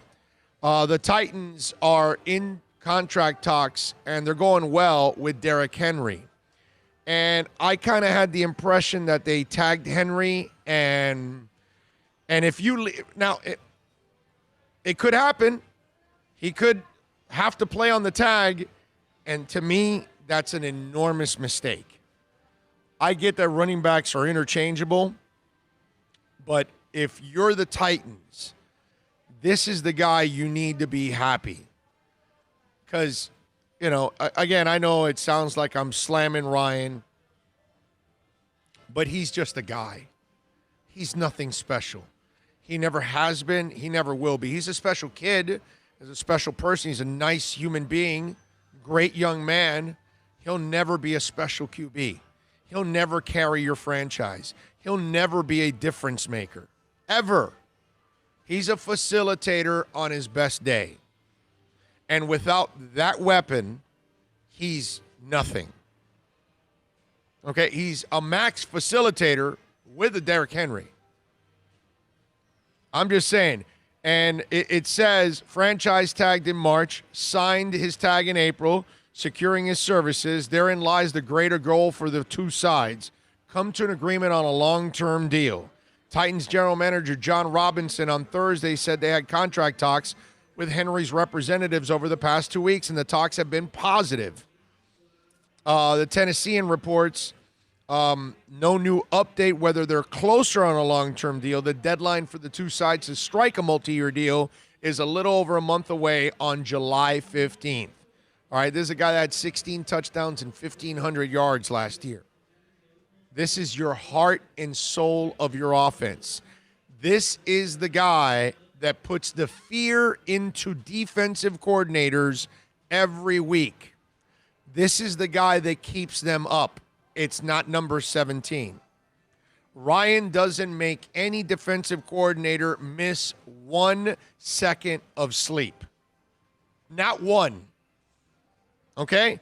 In fact, I would argue that defensive coordinators actually sleep really nice knowing they're facing Ryan Tannehill. Okay? You might want to turn off your mic. Anyway, so it's just one of those things that I'm just telling you. If you're Tennessee, this is good news for you. You better sign him to a long-term contract. Okay? A long-term contract you can get out of in 3 years. Yeah, because you'll probably milk him and run him into the ground for the next 2 or 3 years, and he won't be any good after that. Because, remember, freaking Nick Saban ran him into the ground over in Alabama. So it's the kid's got mileage. Luckily, he's a freaking horse. But I'm just saying, this is the guy that defensive coordinators wake up in a ball of sweat. Okay?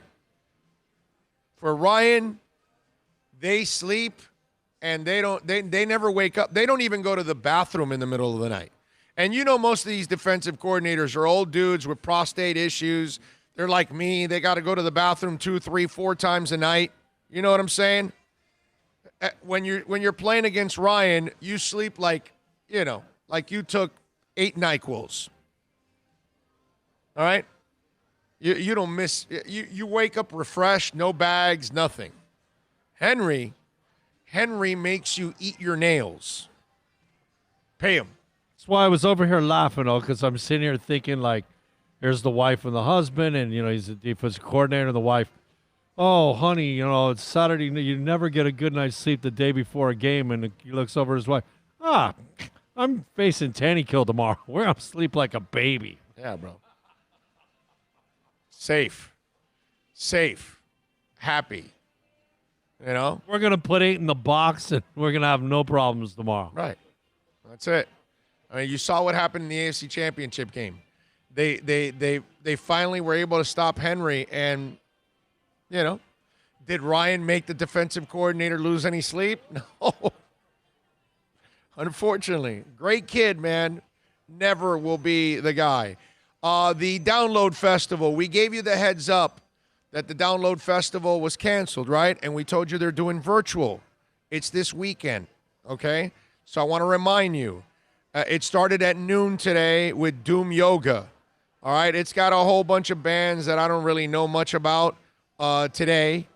On Saturday, now here's where it starts at noon, and Rockfit will open up, but Kill Switch Engage, okay? They will be the 6th band on Saturday. All right, it says Kill Switch Engage frontman Jesse Leach takes us inside his lockdown life and shares his quarantine diary with the downloaders.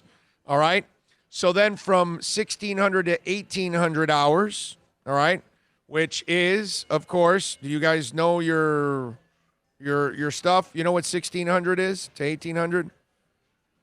It's 4 p.m. to 8 p.m., okay? Dude, I worked on the dock, of course. What's 2100? Okay. What's 2100? It's 7 o'clock. There you go. So Septura will take part in a special guitar tutorial from Septura's Andreas Kisser. So you'll be able to get that if you want to watch that. You'll get on Sunday. There's a whole bunch of other things that I didn't find that, interesting. On Sunday, here's a couple things that I do find kind of interesting. And this is, let's see, Sunday night, System of a Down will headline, okay? They'll be sharing some of their rare archive footage from their shows in 05, 11, and 17, plus an exclusive interview with drummer John Dolmayan, plus a full list of performances on Sunday night, System of a Down, Baby Metal, all right, Volbeat, Korn, Skillet, Powerwolf, Disturbed will all be performing also on Sunday. So you've got several bands on the Download Festival that you can check out this weekend. And you agree with me. Oh, by the way, is 9. And Saturday night, Iron Maiden will headline with an hour-long footage, including live performances and interviews with Nico and manager Ron Smallwood. I met Smallwood when I went backstage the last time, and he's... Was that when you were in the Forum? Yes, and let me tell you something. He is a strict dude, bro. He is a tough cookie, bro. Okay, but you'll get Iron Maiden and Alter Bridge on Saturday night, and Mastodon and Bush and Killswitch also performances on Saturday night on Download. Okay, that's not bad. Oh, by the way, tonight, the performances tonight, you will get Kiss, Biffy Clyro, Deftones, Steel Panther, Fozzy, Offspring, Black Veil Brides, all tonight.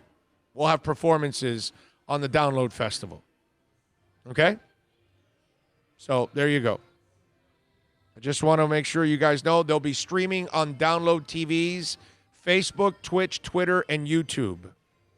All right? So I would imagine you're going to watch tonight, right? Because of Deftones? There is a good possibility, yes.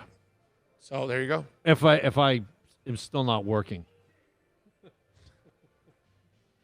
And by the way, that 2100, that's 9 o'clock, man. It's 1900 is 7 o'clock. Yeah. You even said, yeah. 2100, because it's 3 hours away from midnight. Right, for 24. Right. Exactly. Right. There you go. You did. Yeah. You're pretty good at, I like throwing your curve, man. You did pretty good in math. Once in a while. Where are we at today, by the way, in the sad news around the world?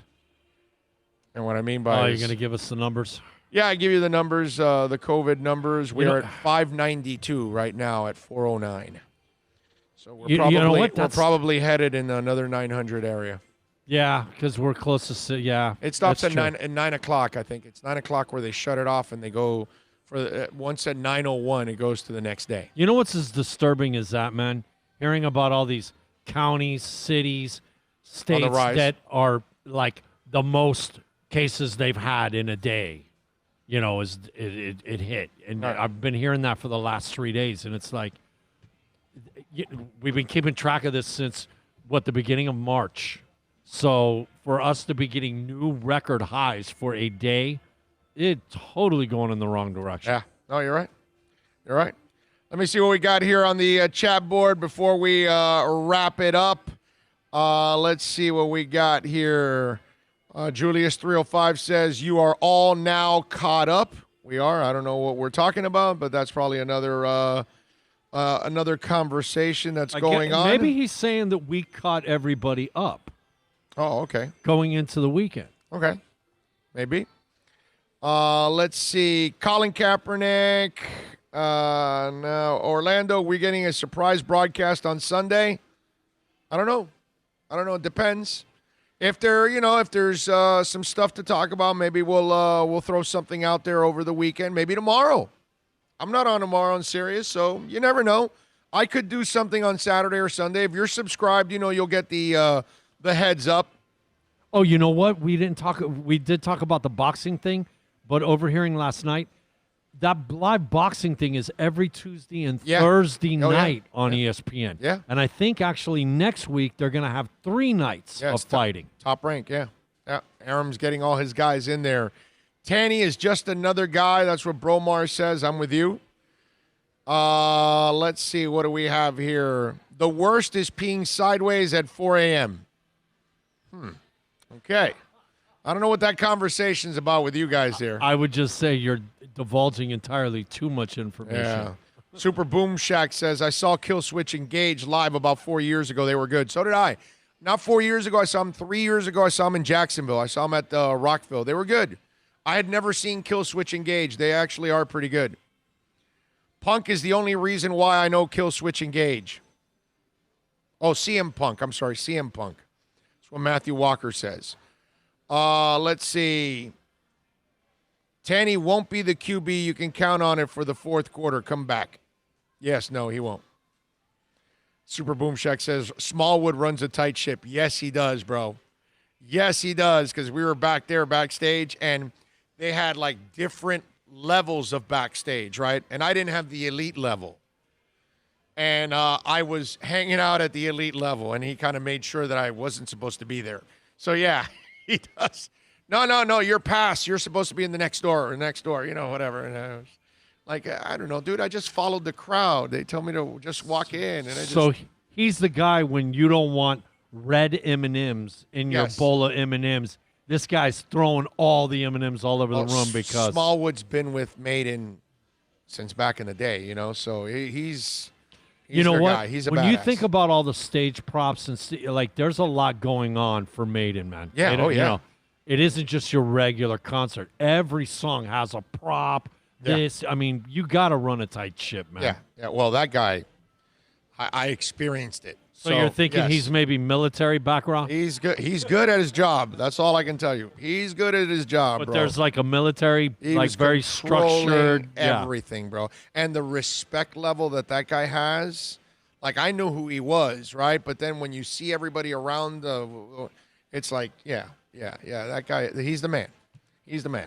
All right, we got to wrap it up here. I think 5 hours is enough. 5 hours and 15 minutes, apparently.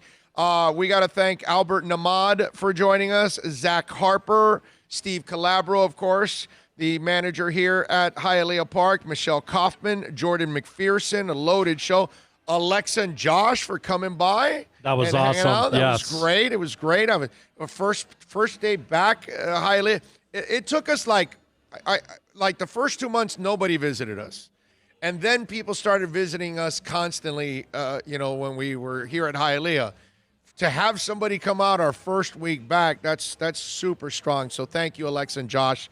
That was awesome. Elio yesterday coming by. Yeah, that's right. Toyota. Yeah, but Toyota's kind of become now a thing where people are, now that they're getting out of the quarantine, now we're getting people to come out. So please, come on out and join us. It would be awesome. DJ Gallagher, man of 1,005 holds. Tommy, Italian 305 for life. Josh, what's it called? Cookie Vice, Ray Grulong, Super Boom Shack. I thank you all for what the hell? Super Chat. That took guts. We need guts. I told you I can totally Super Chat. So you think you got what it takes? You have no skills. This is permanent. Good job. I'm promoting you. You got a lot of problems, don't you? Take pride in that. Love it, love it, love it. Appreciate it. Love all of you out there, man. Thank you so much for keeping it locked here. Share the links. Give us love out there. Tell folks, and let's see if we can grow the audience. You know what? This Double Dip Friday, man, just a little bit more of a feel of normalcy. Normalcy, right? Yeah. I mean, truly. Yeah, we got to get tables and we got to get masks away and all that, but there'll be time for that.